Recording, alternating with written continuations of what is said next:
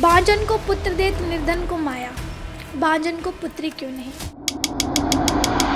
ये जो रूल्स चल रहे हैं दुनिया में, हमारे साइड में, समाज में, वो किसी आदमी ने बनाए हैं कि सिर्फ लड़की होने की वजह से मुझसे बहुत सारे प्रिविलेजेस ले लिए गए। मैं शायद इससे भी कई बेहतर जगह पे हो सकती थी। समाज में है कि जितना भी ये सोसाइटी में बोझ है ना इज्जत वाला, सिर्फ लड़कियों के कंधे पे है। आई विश पापा इस हिस्से को सुने। मैं देखती हूँ आपकी बंदिशें मुझे कब तक रोक पाएंगी। मैं पाखी हूँ, आसमान की आज़ादियाँ मुझ तक खुद चल कर आएंगी। I write very safe. 1 million views चले गए, बट अब क्योंकि मिलियन का चस्का लग गया तो वो 70 के क्यों अच्छे लगेंगे।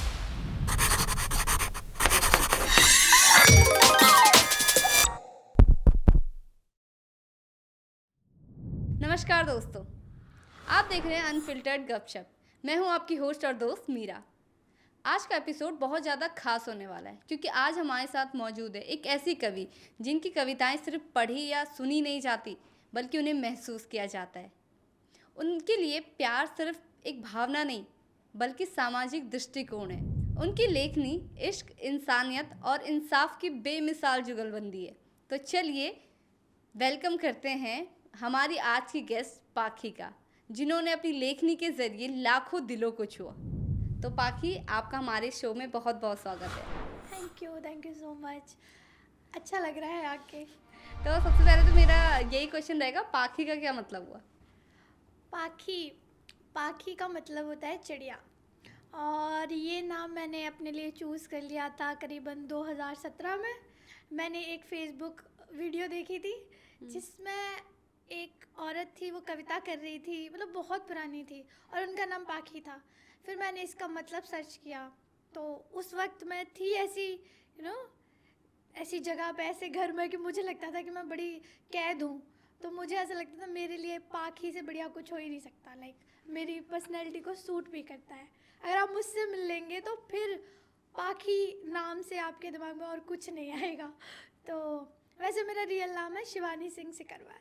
अच्छा, शिवानी सिंह। या ये मेरा लीगल नेम है, और एज अ राइटर आप खुद को एक पेन नेम दे सकते हैं, तो वो है मेरा पाखी। ये मैंने खुद का रखा था।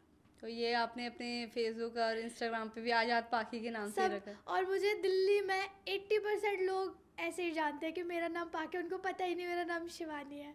और मुझे बहुत अच्छा लगता है जब उनको यही पता हो कि पाखी, क्योंकि वो मैंने खुद क्रिएट किया है ना। अच्छा, तो मैंने जैसे आपकी बहुत सारी कविताएं सुनी है और मेरा नाम भी मीरा है, तो आप सुना सकती हैं वो कविता जो आपने मीरा के ऊपर लिखी थी? जी, मैंने आपका नाम सुनते ही सोचा था मैं आपको डेडिकेट करूँगी। तो ये कुछ इस पे है कि ऐसा होता है ना कि जब आप प्यार में होते हैं तो आपको बिल्कुल भी फर्ज करने से डर नहीं लगता, इवन खुशी होती है। तो मैंने उसी पे लिखा था कि तुम नहीं जानते मैं तुम्हें किस हद तक चाह सकती हूँ, तुम नहीं जानते मैं तुम्हें किस हद तक चाह सकती हूँ, मैं हर दहलीज लांग कर तेरे दर तक आ सकती हूँ। मुझको तो पागल दीवानी कहने लगे हैं लोग बार, मुझको तो पागल दीवानी कहने लगे हैं लोग बार, मुझे यकीन है प्रेम में मैं मीरा को हरा सकती हूँ। तो मैं हराने का कोई इरादा नहीं है मेरा। मैं उनको भी क्या ही हराऊंगी। पर एक होता है ना कि आप प्रेम में खुद को इतना ऊपर समझ लेते हैं, आपको ऐसा लगता है कि आप किसी भी हद तक जा सकते हैं। तो मुझे ऐसा लगता है कि प्रेम में मैं शायद उनको हरा सकती हूँ। तो प्रेम आपके लिए क्या है? जैसे आप प्रेम के ऊपर बहुत लिखती है, तो प्रेम है क्या है? एक्चुअली में लोगों को पता नहीं होता प्रेम क्या है। मुझे देखिए, मुझे ऐसा लगता है कि प्रेम ना एक जैसे जीवन है ना, तो आप जीवन हर इंसान के लिए अलग होगा, तो वैसे ही प्रेम हर इंसान के लिए अलग होगा। इवन एक इंसान अगर 2-3 बार प्रेम में पड़ रहा है तो उसका 2-3 बार भी प्रेम की डेफिनेशन बदल जाएगी।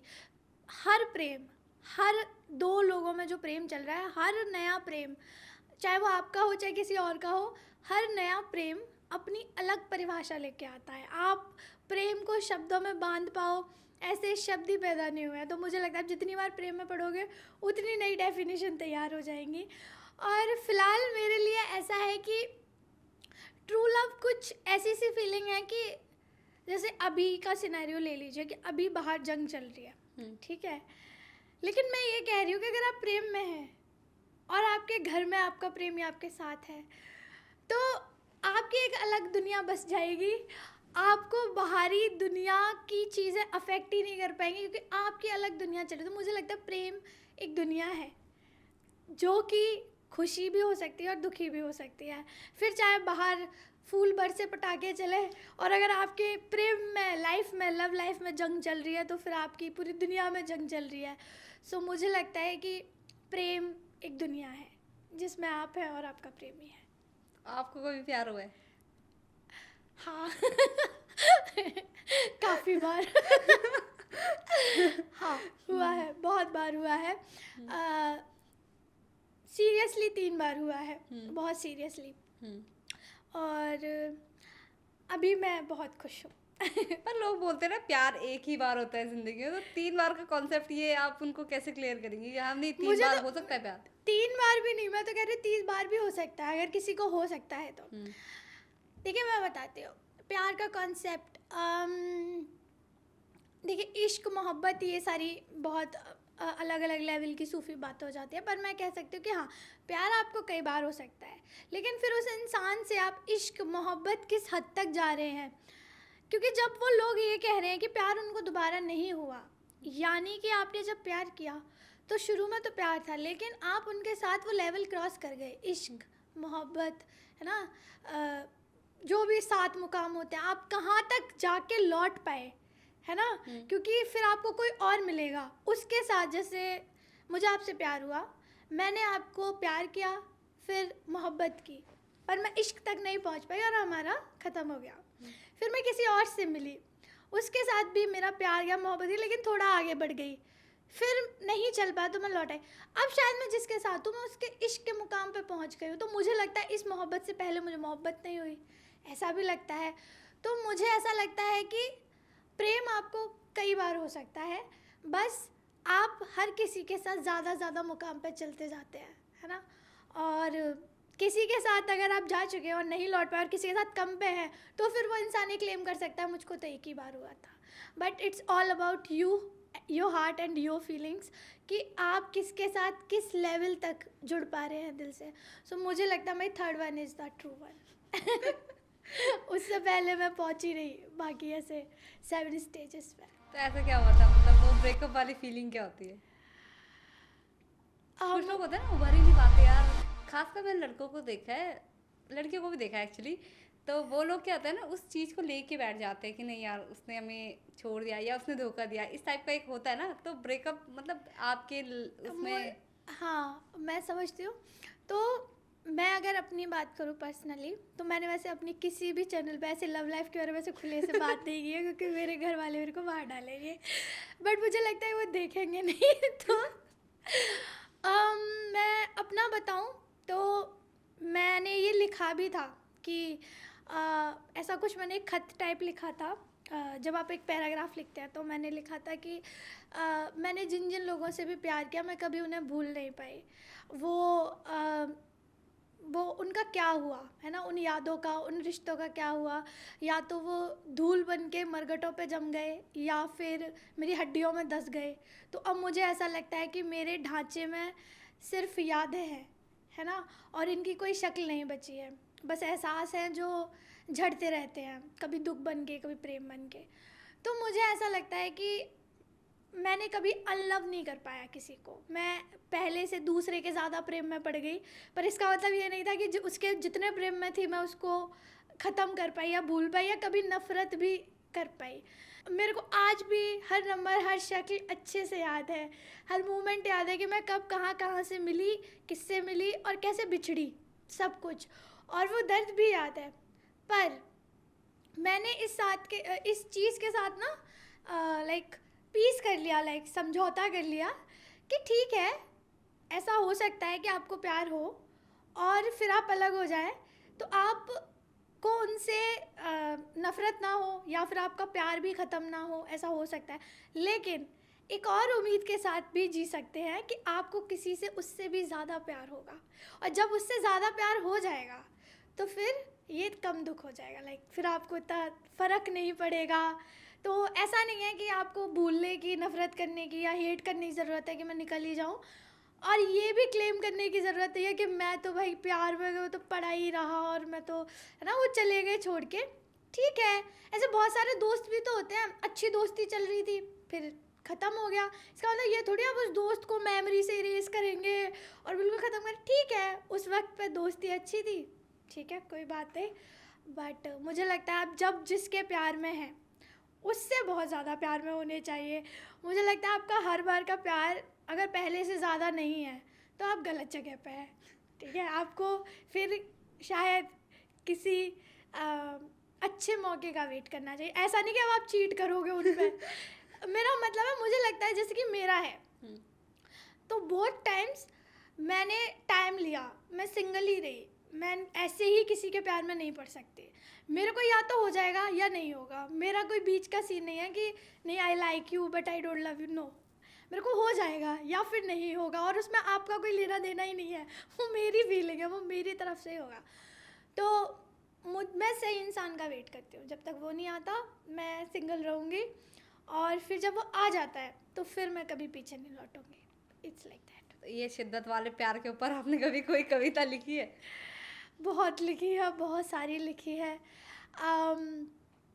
मैंने वैसे ये मेरी 2 कविताएं बहुत ज़्यादा थोड़ी सी लोगों को पसंद आती हैं।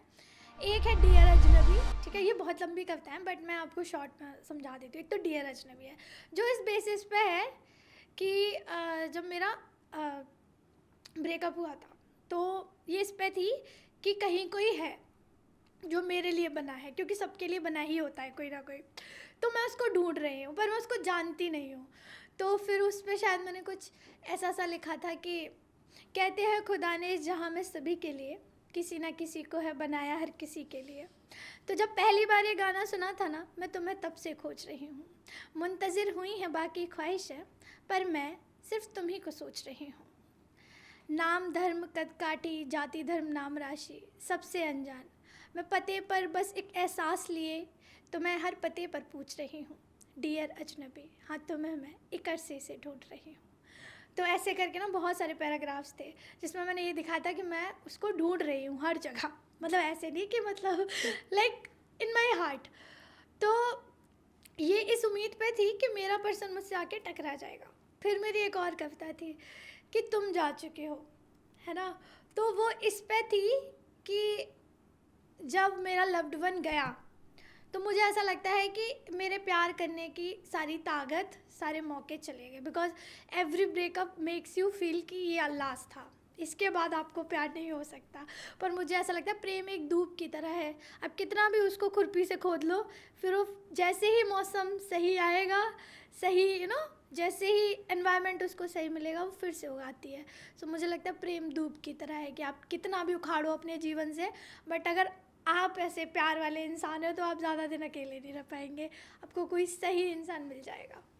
तो जैसे आपकी ना बातों में, आपके जो है स्वभाव में भी प्रेम रस बहुत ज़्यादा है ना? तो ये शुरुआत कैसे हुई कि जो है प्रेम के बारे में लिखना है, या ये जो कविता की आपकी शुरुआत कैसे हुई? ओके, तो सच्ची में मैंने अपनी ज़िंदगी के बारे में कहीं इतना डिस्क्लोज़ नहीं किया है, पर पता नहीं क्यों आजकल मुझे डर नहीं लगता। पहले मैं बहुत अनकंफर्टेबल रहती थी, मुझे ऐसा लगता था कि मैं अगर प्रेम पे कहूँगी तो मेरे ख़ानदान, मेरे घर वाले क्या सोचेंगे कि तो कैसी लड़की हो गई है, ये तो सिर्फ औरतों पे लिखती थी। तब तक तो वो बड़ी तारीफ़ करते थे, बट मुझे ऐसा लगता है कि फिर आप झूठ बोल रहे हैं अपने आप से, लोगों से, कला से, क्योंकि हर राइटर का सबसे ज़्यादा हिट पॉइंट वही होता है, आई थॉट प्रेम। तो शुरू किया था जब मैं 9th क्लास में थी, 9th क्लास में थी, और फेसबुक चला था नया नया, तो मेरे को ना शायरिया वगैरह जो भी आती थी मैं डायरी में लिख लेती थी, मुझे बड़ा अच्छा लगता था। एंड देन उस 9th क्लास में तो रिलेशनशिप तो मेरा फर्स्ट शायद कॉलेज में हुआ है, उसके पहले कुछ भी नहीं, कभी भी नहीं। तो बट 9th क्लास में I used to like a guy, okay, और ये स्कूल में खबर फैला दी गई कि उसको ट्यूमर है, and I was so scared कि वो मर जाएगा। मैं लिटरली यही सोचती थी कि वो मर जाएगा, और इसके चक्कर में मेरी फीलिंग्स की उथल पुथल हुई, और मैं उस प्रोसेस में थी फेसबुक से शायरिया लिखने के मैं। सो फिर मुझे फील हुआ कि मैं खुद भी लिख सकती हूँ, और मैं बनाने लगी तो वो बनने लगी। तो शायद स्टार्टिंग वहाँ पे हो गई, बट उसके बाद वहाँ पे कुछ नहीं हुआ। इट्स जस्ट कि फिर मुझे पता चल गया कि पागल बना रहे हैं, नो। तो लेकिन 12th में मेरे काफ़ी अच्छे मार्क्स आए थे, मेरी उम्मीदों से काफ़ी अच्छे, अराउंड 90। तो मेरे घर में कभी किसी लड़की के इतने अच्छे मार्क्स नहीं आए, तो मुझे बाहर पढ़ने जाना था, कहीं भी कुछ भी करा दो, नीट करा दो, आईएएस की प्रिपरेशन करा दो, क्योंकि मैंने 12th में अपनी जान लगा दी थी। जहाँ पे सारे बच्चे इधर उधर फालतूगिरी करने में लगे थे ना, मैं कभी इधर उधर किसी को नहीं देखती, ना किसी लड़के से बात, सिर्फ पढ़ाई पे फोकस, क्योंकि मैं चाहती थी बस मेरे को पापा कहीं जाने दे अच्छी जगह, अगर मैं मार्क्स लाऊंगी तो। बट उस वक्त घर में मार्क्स आने के बाद भी अप्रिसिएशन नहीं दिया। फिर मैं देख रही हूँ 60% वाली लड़कियाँ जा रही है बाहर पढ़ने, पर मेरे घर वालों ने नहीं भेजा। उनका कुछ नहीं, उनका क्लेम ये था कि लड़की यहाँ नहीं जाती है हमारे यहाँ से, मतलब हमारे ठाकुर समाज में लड़कियों को नहीं भेजते हैं। और दूसरा क्लेम ये था कि शादी करानी है तो दहेज देना पड़ेगा, तो हम तो सिर्फ ग्रेजुएशन कराएंगे, इसके अलावा हम कुछ नहीं कराने वाले। ये चीज़ें मेरे दिमाग में इस कदर बैठ गई कि लाइक, हालांकि जो मुझे मिला मैंने उसमें काफ़ी एकदम झंडे गाड़े। मैं जिस भी कॉलेज में थी 3 साल टॉप किया मैंने, मैं मिस फ्रेशर बनी, सब कुछ किया, सीआर बनी, और एकदम परफॉर्म करती थी, स्पोर्ट्स वगैरह कुछ भी नहीं, सारी जगह मैं अच्छा करती थी। बट ये बातें मेरे जहन में बैठ गई कि सिर्फ लड़की होने की वजह से मुझसे बहुत सारे लाइक प्रिविलेजेस ले लिए गए। मैं शायद इससे भी कई बेहतर जगह पे हो सकती थी, जो मैं नहीं हो पाई क्योंकि सही टाइम पे, और सिर्फ उसका कोई रीज़न नहीं था, इस जस्ट कि तुम लड़की हो और हमारे लड़कियां नहीं जाती है। तब मैंने थोड़ा, मेरा डायरेक्शन चेंज हुआ, और वो बच्चे से, जो बच्चे वाले दिमाग से जो भी लिखती थी उससे हट के मैंने औरतों पे, दहेज पे, भ्रूण हत्या पे, ये जो बंदिश होती है इस पे, पीरियड्स पे, मैंने सब पे लिखना शुरू किया। तो मैं कॉलेज में परफॉर्म करती रही, आगरा में अलग अलग ओपन माइक्स में परफॉर्म करती रही। फिर मैं ज़िद करके दिल्ली आई, अपने पैसे जोड़ के कि मेरे को बस भेजो परफॉर्म करने। तो उस वक्त सोशल हाउस की फ़ीस बहुत महंगी थी, शायद 1100 रुपये, और आना जाना तो मेरे कम से कम 2-3 महीने की ट्यूशन फ़ीस उसमें चली गई थी, जब मैं ट्यूशन्स पढ़ाती थी उस वक्त। बट मेरी पहली ही वीडियो वायरल हो गई, सो 1 मिलियन व्यूज़ चले गए। हालांकि उसका हुआ कुछ नहीं, क्योंकि जब लोग मुझे सर्च कर रहे थे मैंने अपना यूज़र नेम बदल दिया। मैं स्टूपिड हूँ तो मैंने क्यों बदल दिया पता नहीं, मतलब कुछ पाकि 63 करके कुछ था, मैंने आज़ाद पाकि कर दिया, तो लोगों को मैं मिली नहीं। दूसरा, जो लोग मुझ तक पहुँचे, एक मुंबई से रियलिटी शो का ऑफ़र आया था, एक आरजे बनने का ऑफ़र आया था, बट वही फिर से वही चीज़ कि हमारे घर में लड़कियां नहीं जाती। एंड ये लड़कियां नहीं जाती मेरी नफ्स पे इतना चढ़ गया ना, इतना चढ़ गया कि लास्ट में मैं लड़के भाग के जॉब करने आ गई। मैं लिटरली भाग गई थी घर से कि मैं नहीं रुक सकती, मेरे को जाना है बस। तो जब आपने पहली पोएम, जैसे आप बता रही ना, आप कॉलेज टाइम पे भी जो है पोएम्स वगैरह लिखती थी, ओपन पोइट्री करती थी, तो उस टाइम पे कोई पेरेंट्स ने से रोका नहीं कि आप कहाँ जा रहे हो, क्यों कर रहे हो ये सब कुछ? हाँ, एक्चुअली मुझे लगता है इसका एक जो इम्पोर्टेंट हिस्सा है वो ये है कि मैं फाइनेंशियली इंडिपेंडेंट रही हूँ शुरू से। मैं किसी भी चीज़ के लिए मैं किसी की शक्ल नहीं देखती हूँ, मेरा शुरू से ही, अभी भी ऐसी हूँ। तो मैं ट्यूशन्स वगैरह पढ़ाती थी एंड मैं पैसे इकट्ठे करती थी, तो जहाँ भी जाने के जो भी पैसे लगते थे, किराया, शोज़, मैं अपने पैसों से करती थी। एक तो रीज़न ये था। दूसरा, मैं बहुत ज़िद्दी भी थी, बहुत लड़ाकू थी। तो मेरे को, हालांकि पापा चाहते तो रोक सकते थे, बट शायद उनका सपोर्ट इतना ही था कि वो रोकते भी नहीं थे। थोड़ा बहुत गुस्सा होते थे, मैं लेट हो जाती थी आप, बट हाँ ठीक है, उन्होंने स्ट्रांगली मुझे इस चीज़ के लिए रोका नहीं, और इसके लिए मैं बहुत ग्रेटफुल हूँ। तो आपको लगता है कि जैसे आज भी महिलाओं को इस कदर, मतलब आपने तो जैसे सहा भी है, आगरा पे रहती हैं शायद आप, तो आगरा पे रह के भी इस कदर जैसे महिलाओं को रोका जाता है, नहीं आपको बाहर नहीं जाना, तो आजकल चल रहा है अभी भी ये? बिल्कुल, मुझे लगता है, मैं इसीलिए आगरा मेरे को जाना ज़्यादा अच्छा लगता है। दिल्ली और आगरा दो अलग दुनिया है, मेरे लिए तो बहुत अलग। हो सकता है कि आपकी दुनिया आपके घर से बनती है ना, हो सकता है आगरा में बहुत लोगों के घर ऐसे ना हो, पर ज़्यादातर जिस एरिया में मैं रहती हूँ और जैसे मेरी फैमिली है, मेरा ख़ानदान है, मेरी परवरिश है, वहाँ पे थोड़ी नहीं, बहुत रोक टोक है। और मैं अभी भी अगर घर जाती हूँ तो मैं चौराहे तक भी नहीं जाती हूँ। मतलब ऐसा ही है कि आपको रीज़न देना पड़ेगा कि आप क्यों जा रहे हो, कि मैं जूस पीने जा रही हूँ या फिर मेरे को फ्रेंड से मिलने जाना है तो जाने दो। मतलब, और फिर उसके बाद भी मम्मी इज़ लाइक कि थोड़े दिन के लिए आती हूँ, पापा गुस्सा करेंगे, इसमें भी तुम्हें घूमना होता है, वहाँ घूमती तो हो, यहाँ पे भी आके घूमना होता है। उनको लोगों की इतनी फिक्र है ना, उनको लोगों की बड़ी फिक्र है। ऐसा नहीं, मतलब मैं और मेरे भाई भी जा रहे हैं ना, साथ में जा रहे हैं, ऐसा नहीं कोई शक है उनको, साथ में जा रहे हैं। दे वर लाइक एक बस घर रहो, घर रहो, घर रहो, घर रहो, उनका ऐसा ही होता है। वहाँ पे सारे लोग ही ऐसे होते हैं।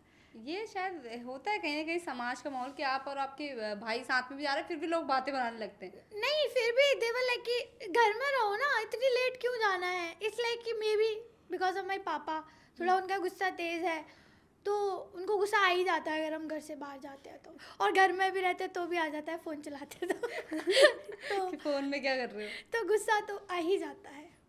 तो आगरा पे और दिल्ली पे कितना फ़र्क लगा आपको जब दिल्ली आई? आप एकदम बोल्ड बन के, नहीं मेरे को नहीं रुकना है यहाँ पे, मेरे को जाना है।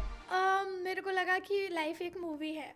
मतलब वैसे मैं ये कहूँगी, मैंने मैनिफेस्ट किया है अपनी लाइफ। ये हिस्सा शायद मुझे ऐसा लगता है, ये दिल्ली जो मैं 2.5-3 सालों से यहाँ पे जी रही हूँ, 2.5 साल आई गेस, ये था नहीं मेरी किस्मत में। ये मैंने यूनिवर्स से ना ऐसे भीख मांग मांग के ले लिया कि इतना मैं लिखती थी ना डायरी में कि I am living free in Delhi, I am earning this much, and मतलब पता नहीं मैनिफेस्टेशन के बारे में जितना लोग जानते हैं कि नहीं, मैं 11 पे 11 बार लिखती थी ये।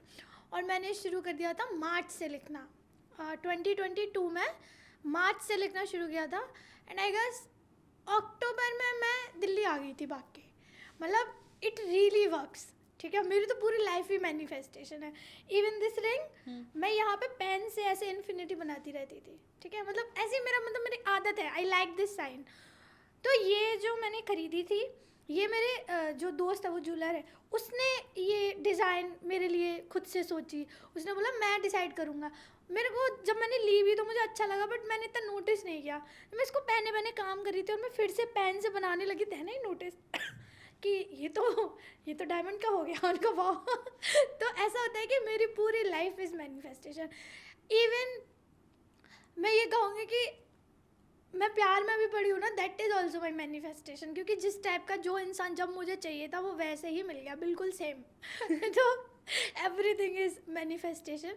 ये मेरे है वैसे, उसमें वो जो बनाते हैं ना, विजन बोर्ड बनाते हैं पिंटरेस्ट पे, मैं आपको दिखा सकती हूँ, ये है, ये सब मेरी लाइफ इज़ अ मैनिफेस्टेशन। सो आपका सवाल क्या था? दिल्ली में और जो है आपके आगरा में कितना डिफरेंस लगा है आपको? हाँ, तो शुरू में जब मैं आ गई थी ना, तो मैं कभी ऐसे भी नहीं रही कि अकेले रही हूँ, हॉस्टल में रही हूँ। तो मैं वहाँ से तो आ गई थी एकदम शेरनी बन के, और इवन मैंने यहाँ पे अपनी पॉकेट मनी से ही रेंट वेंट दिया। मैं पहले दिन से जॉब पे जा रही थी, like first day and I am in the office. So मुझे ये भी नहीं पता था कि आप खरीदते क्या है, लाइक अकेले रहते हो तो आप क्या खरीदो। मुझे याद है मैं पहले दिन, ठंड लग रही थी, एसी चल रहा था, मेरी इतनी हिम्मत नहीं कि मैं उसको ये बोलूँ कि तुम एसी बंद कर दो। मैं ऐसे कपती रही, उसने उठ के मेरे ऊपर शायद चद्दर वद्दर डाल दी थी अदिति ने, मैं कप रही थी। मतलब मेरे को कुछ भी नहीं पता था, बट यहाँ पर उस वक्त एक इंसान था दैट हेल्प्ड मी अलॉट। उसने मुझे बताया कि क्या खरीदते हैं, कैसे खरीदते हैं, क्या क्या चाहिए होता है अकेले रहने के लिए। तब एक एक पैसे की पड़ी थी मुझे, क्योंकि बहुत आने जाने में खर्चा हो गया, सैलरी नहीं आई है। But like universe really helped me. कभी भी मेरे को ऐसा नहीं हुआ कि मेरे पास पैसे नहीं हैं। मेरे को जितनी ज़रूरत थी, जो ज़रूरत थी उससे ज़्यादा रहे हैं, अभी भी ऐसा ही है, and like I am very touchwood thankful. So ये था कि मुझे लगता है आपको अपनी बेटियों को तैयार करना चाहिए। मैं जब आई थी ना, तो आई फेल्ट सो भटका हुआ। वो तो मेरी वैल्यूज़ इतनी स्ट्रॉन्ग है, परवरिश इतनी स्ट्रॉन्ग है, सर्कल इतना स्ट्रॉन्ग है, या फिर ये कह लो कि कोई फ़ायदा उठाने वाले मिले नहीं मुझे। मैं इतनी भोली भाली हूँ, अभी भी हूँ मैं, और तभी भी थी कि आपको भटका सकता है, क्योंकि आप अपने बच्चे को छोड़ दिया क्योंकि आप उनसे नाराज़ हो। यहाँ पे वो कभी रहा भी नहीं और वो भटक रहा है कि क्या लेना है क्या नहीं लेना है, कुछ भी नहीं पता है। शुरू में जब मैं अकेले हो गई ना, एकदम ऐसा लगा जब सब थोड़ा धीमा हो गया, हाँ मैं आ गई हूँ, अब सेटल हो गया, अभी अब नहीं बुलाएंगे, और मैं एक लूप में आ गई हूँ कि मैं ऑफिस जाती हूँ, वापस आती हूँ, ऑफिस जाती हूँ। सो जो लाइफ आपने दिमाग में सोची थी happening and all, it's like a very subtle life कि जा रहे हो आ रहे हो, कुछ हो नहीं रहा है। तो फिर मैंने दिल्ली घूमना शुरू कर दिया। मतलब मैं ऑफिस मेरा ख़त्म हो जाता 3:30 कुछ दिन तक, फिर 4:30 होने लगा। मैं पूरा ठंड में दिल्ली घूमी, मॉन्यूमेंट्स मैंने बहुत एक्सप्लोर किया। बट यही है कि मुझे लगता है कि अगर कोई और लड़की होती या फिर जो बच्चे आते हैं, आपको उनका साथ देना चाहिए बहुत, क्योंकि भटकने के बहुत चांसेस है यहाँ पे।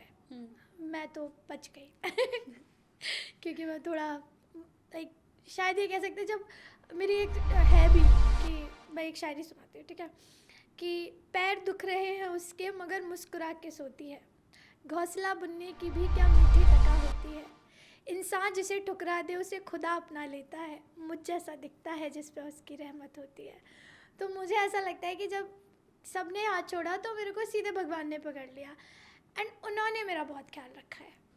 तो जब आप पहली बार दिल्ली आई थी तो कितना चैलेंजिंग था अपने लिए अकेले? एक तो सबसे पहले दिल्ली में आने के बाद आपको ना रूम कहाँ ढूंढना है, क्योंकि कोई नहीं दे रहा, ब्रोकर भी एक दिन में ढूंढ के नहीं दे देगा आपको room. That's the magic of universe. मैं कैसे आपको बताऊँ, मेरे भैया और मम्मी आए थे साथ छोड़ने, उससे पहले बहुत तमाशा हुआ था, बट उसके बाद वो आए थे, हालांकि उन्होंने पीजी के पैसे नहीं दिए थे, वो मैंने खुद ही दिए थे।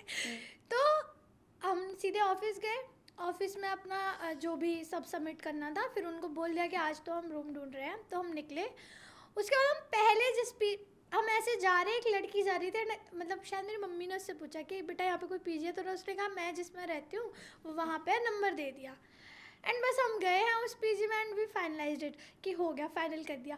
और लिटरली मैं बता रही हूँ, मैंने उसके बाद 1 साल बाद चेंज करने की जब कोशिश की, तो मुझे समझ आया कि वो ही बेस्ट था उस पूरी जगह का, और हमने बस जाके पहला पीजी से फाइनल कर दिया। तो मुझे लगता है कि यूनिवर्स ने ऐसी मेरी बहुत स्ट्रगल बचा ली है, तो ये ठीक है।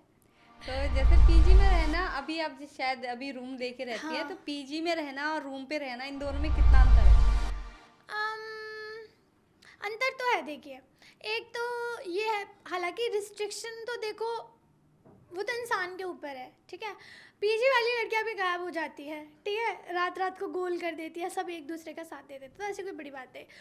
फ्लैट पे ये है कि आपको गोल नहीं होना, बिकॉज आपके पास चाबी है। तो पीजी में लेकिन एक जो चीज़ अच्छी होती है वो ये कि आप अकेले नहीं होते हो, आपके साथ लड़कियां हैं, एंड आप एक दिन उदास रहोगे, 2 दिन, देन फिर से कभी ऐसे गुड बन जाएगा, कभी म्यूज़िक बजा के डांस कर रहे हैं, कभी खाना खा रहे हैं, कभी बाहर से मंगा रहे हैं। तो वो थी, तो इवन मैं जब शिफ्ट हो गई ना फ्लैट में, इवन उसके बाद मैं पीजी जाती रहती थी, बिकॉज आई मिस देम, कि मैं जाके बात करूँ।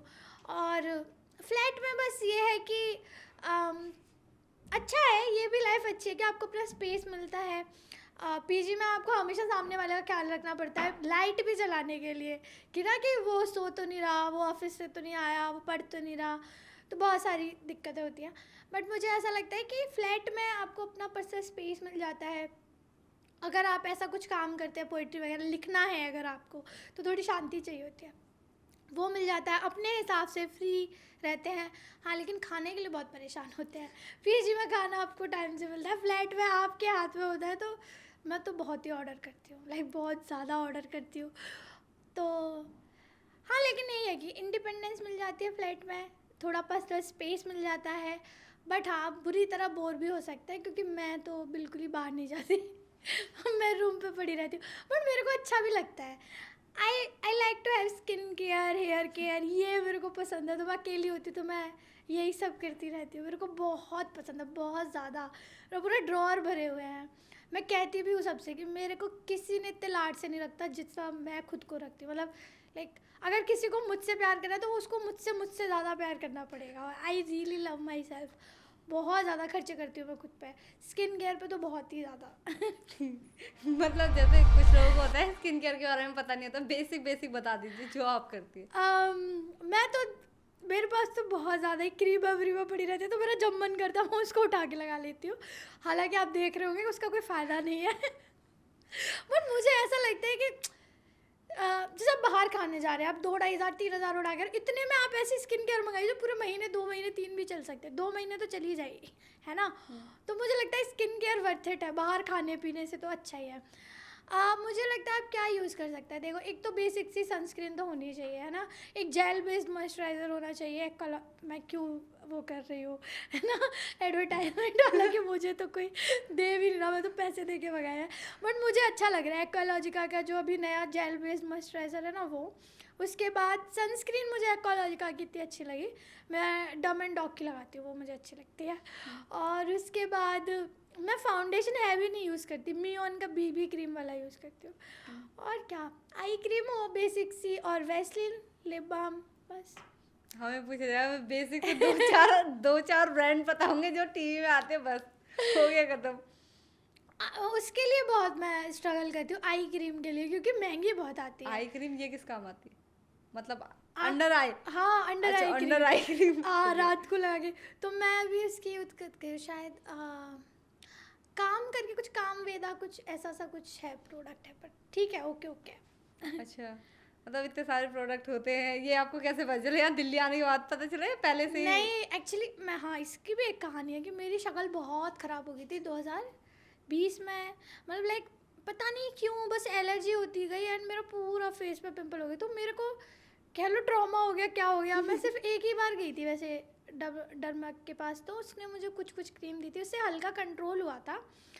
बट फिर मेरे दिमाग पे चढ़ गया कि मेरे को स्किन अपनी अच्छी ही रखनी है। Then I used to research ना, ट्रायल एंड एरर, मंगाया सूट क्या नहीं क्या, तो पर हमेशा अपने पैसों से। ये भी मम्मी पापा के पैसे मत बिगाड़ो, अपने पैसे खूब बिगाड़ो, अपने पैसों से करो ट्रायल एंड एरर, है ना।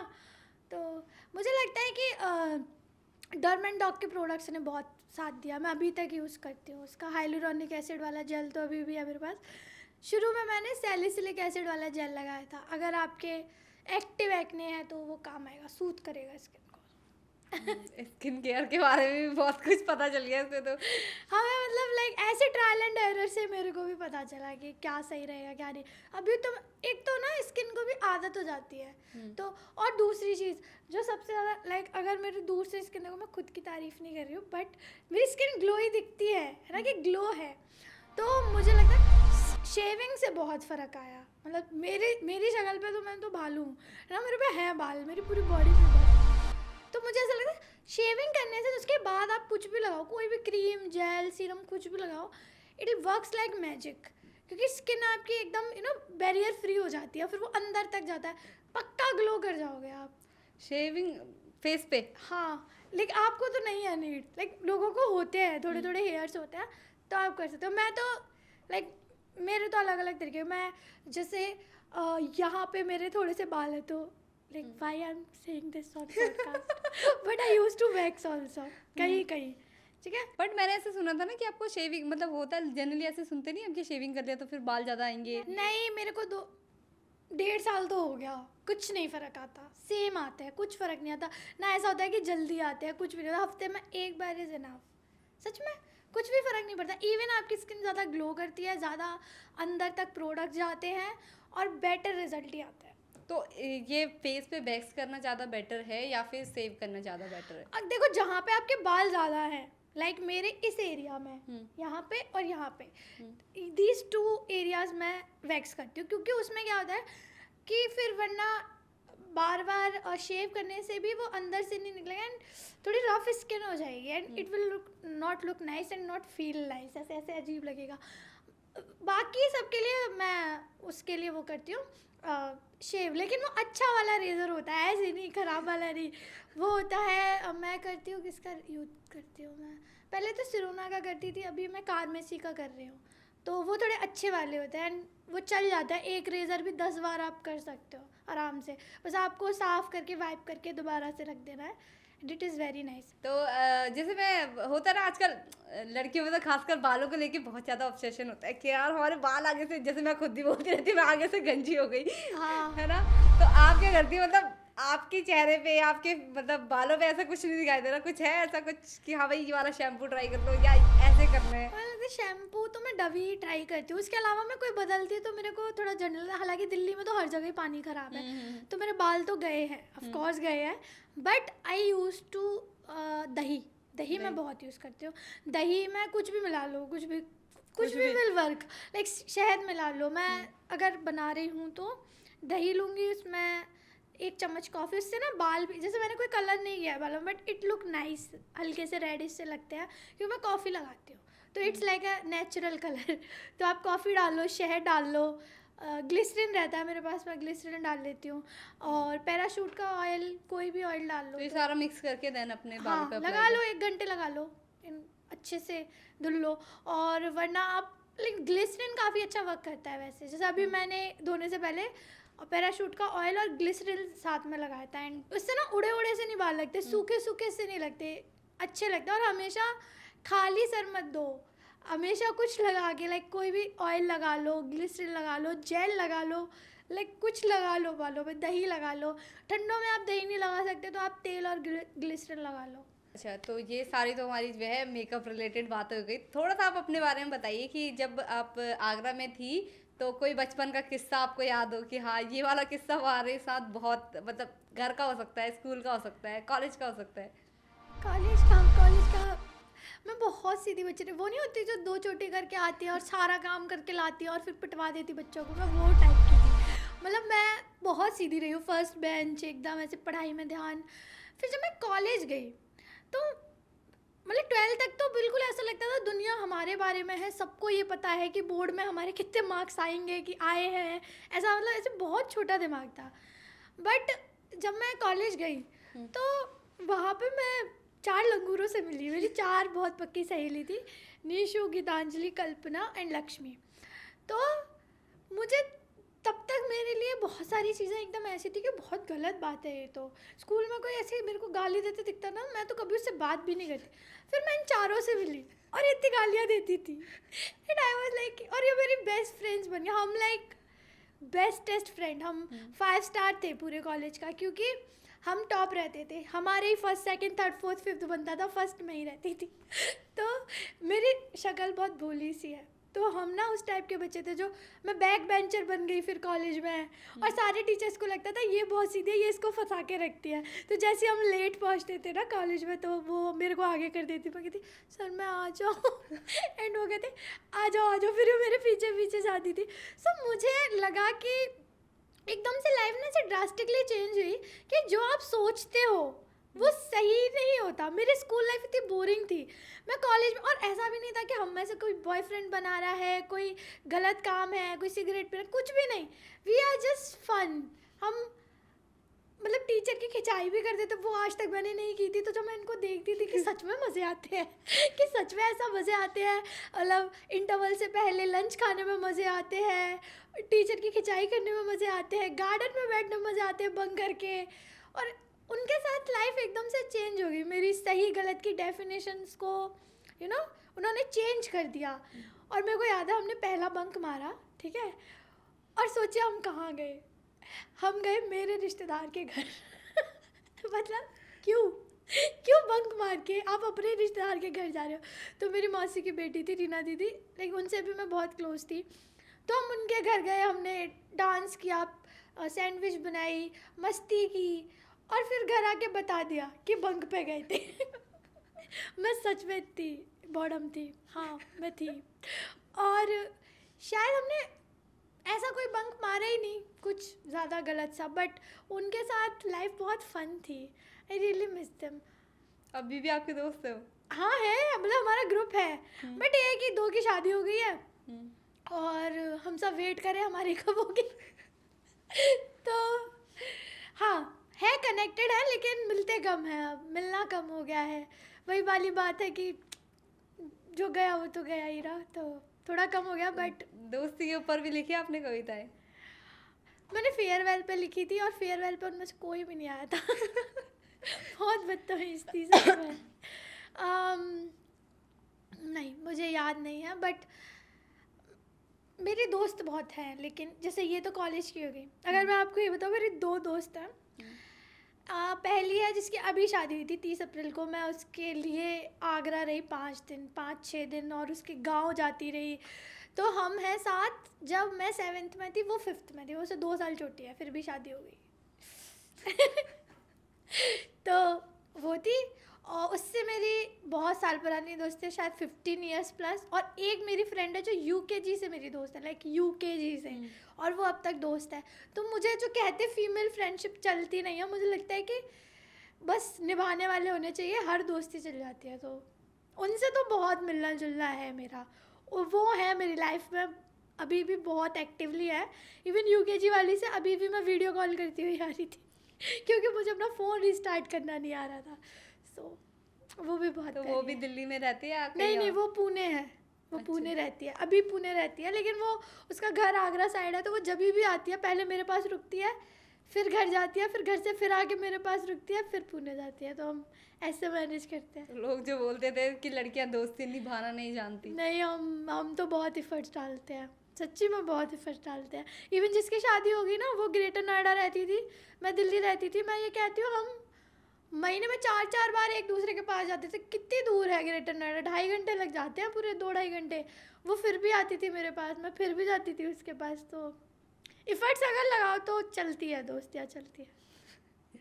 तो जैसे आपने कविताओं के बारे में बताया, तो आपकी पहली कविता कौन सी थी, कोई याद है आपको?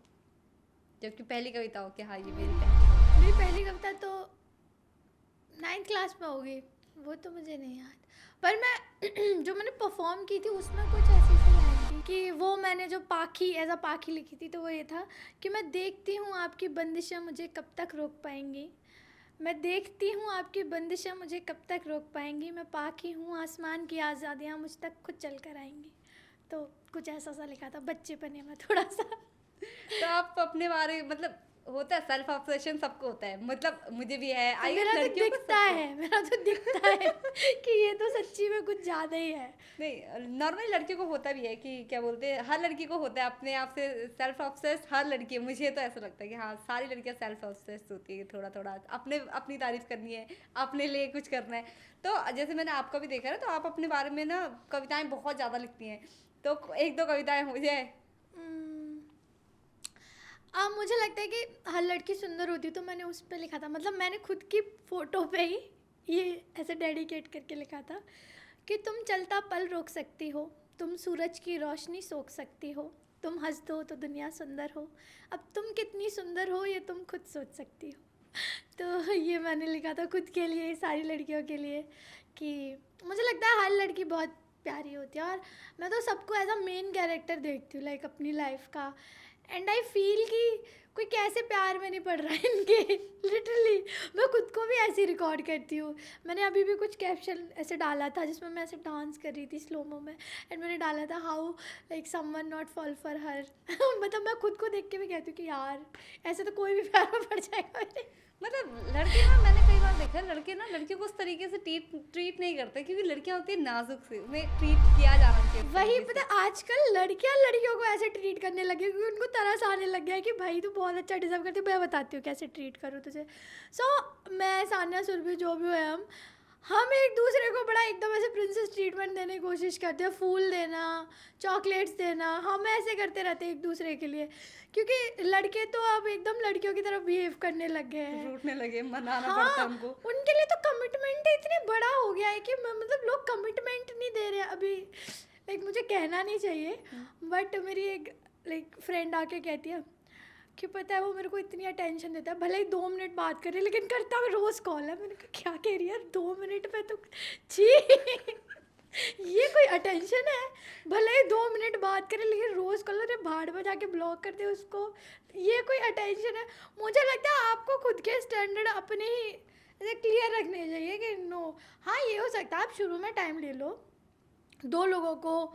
एक तो ये है कि आजकल कोई भी किसी को सिंगल नहीं मिलता, मतलब मिल भी जाए तो उसके ऑलरेडी कुछ हो चुका होगा। लाइक किसी को फ्रेश पीस तो मिल नहीं रहा, ठीक है। सबको सबके ट्रॉमाज है, सबके बैगेज है, एंड आपके भी हैं, तो सब आपको भाई एक्सेप्ट तो करना ही पड़ेगा, एंड इट्स फाइन की है। बट अब उसी को कोई बता बता के सिंपैथी लूटे जा रहा है एंड आपका टाइम ख़राब कर रहा है, then it's not worth it, red flag. But हाँ, अगर आप दोनों को एक दूसरे को जानने में थोड़ा टाइम लेना है, वो आपसे टाइम मांग रहा है कि मैं कमिट कर दूंगा, just give me some time, तो आप टाइम लिमिट सेट कर दो, है ना, कि यहाँ तक मैं दूंगी time, take your time. And it's a way, मुझे ऐसा लगता है कि पहले के राजा महाराजा ऐसे ब्लिंक में प्यार में पड़ते थे और लड़ाइयाँ करके लड़की को लेके आते थे। ये मतलब इनको टाइम चाहिए किस बात का टाइम चाहिए? आपको लड़की मिल रही है, इतना काफ़ी नहीं है, टाइम और चाहिए तो इनको। बट चलो स्टिल ये हो सकता है कि सबको अपना प्रोसेस करने का टाइम लगता है, एंड ऑफ कोर्स टाइम लेना चाहिए, वरना तो फिर वो वही वाले डिसीजन हो जाते हैं थोड़े रश वाले कि अटैचमेंट और अट्रैक्शन में हो गए. You should take your time. जैसे मैं तो ऐसे कह रही हूँ, मैं तो बहुत बुरी हूँ इसमें. मेरा तो रश ही होता है हमेशा. मैं तो एकदम डिक्लेयर कि दिस इज़ इट, हो गया मुझे. अब तुम देख लो, तुम्हें ठीक लगे तो बता. बट हाँ, मैं आधा पौना एक्सेप्ट नहीं कर सकती. Even if I love you, तो आप अपने घर पे रहो. अगर आप ये सोचोगे कि आप मेरे को बिना कमिट किए मेरा टाइम ख़राब करेंगे, नो नो, इट्स नो. आपको मेरे को टाइम देना पड़ेगा और आपको ये बताना पड़ेगा. उसमें भी जो आप टाइम ले रहे हो उसमें भी आपको प्रॉपर एफर्ट्स तो दिखाने ही पड़ेंगे, ठीक है. उसे हाँ, मेरे साथ कोई ऐसे मेरा टाइम ख़राब कर सकता है जैसे कि मेरा किया हुआ है लोगों ने, कि शुरू में वो बहुत अच्छे थे, शुरू में वो बिल्कुल वैसे थे जैसे होने चाहिए. देन हम उनसे अटैच हो गए, फिर उसके बाद उन्होंने अपने असली रंग दिखा दिए. फिर उसमें मेरे 1-2 साल ख़राब हो जाते हैं, वो अलग बात है. बट हाँ, स्टार्टिंग में मैं नहीं, ऐसे नहीं. लाइक मैं ऑन एंड ऑफ से अट्रैक्ट नहीं होती हूँ. मेरे को कंसिस्टेंसी चाहिए कि हाँ, और एक कोर अच्छी होनी चाहिए बंदे की. मतलब ओके, जैसे कि ठीक है, मैं मान लेती हूँ शक्ल इज़ माई प्राइड. देखो सबकी होती है, सबकी होती है. किसी के पैसे होते हैं, किसी का होता है कि बंदा अच्छे से सेटल्ड हो, मुझसे ज़्यादा एज का हो, पढ़ा लिखा हो, छोटा हो. आई डोंट नो, सबके अपने अपने होते हैं कि ठीक है इस टाइप से हो. मेरे लिए है एक, ठीक है, मेरे लिए शक्ल थोड़ी सी मैटर करती है. मतलब मैं, तुम मुझसे प्यार होगा ही नहीं वरना तुमसे. I will not feel attract. भले ही तुम किसी और को ना लगे, लेकिन मुझे लगने चाहिए, ठीक है. तो मेरा वो है. बट उसके बाद that is the first step only. उसके बाद फिर तुम्हारी कोर वैल्यूज़ कैसी है, बात करने से तुम्हारा नेचर कैसा है, लाइफ को लेके पॉइंट ऑफ व्यू क्या है. तुम कुछ भी हो सकते हो. मैं ये कह रही हूँ कि तुम पर्सनली इतना अचीव ना किया हो, अपने स्ट्रगलिंग फेज में हो, मुझसे छोटे बड़े हो. छोटे से हाँ, लाइक ज़्यादा भी छोटे नहीं, 1-8 साल छोटे. स्ट्रगलिंग फेज में हो, आपको अपने गोल्स क्लियर नहीं है, आप शायद मेरे से एजुकेशन में कम हो या ज़्यादा हो, मेरे को फ़र्क नहीं पड़ेगा. मेरे को फ़र्क पड़ेगा आपकी कोर वैल्यूज़ अच्छी है कि नहीं, वो मुझसे मैच करती है कि नहीं. कि आप किसी का बुरा नहीं कर सकते जानबूझ के, आप किसी को रोता हुआ नहीं देख सकते, आप किसी को दुखी नहीं कर सकते, आप किसी को चीट नहीं कर सकते. आपने कभी अपने रिलेशनशिप्स में चीट तो नहीं किया है, या फिर सच्चा इंसान. एंड वो पता चलता है एक्शन से, छोटी छोटी बातों से कि वो सच बोल रहा है कि नहीं.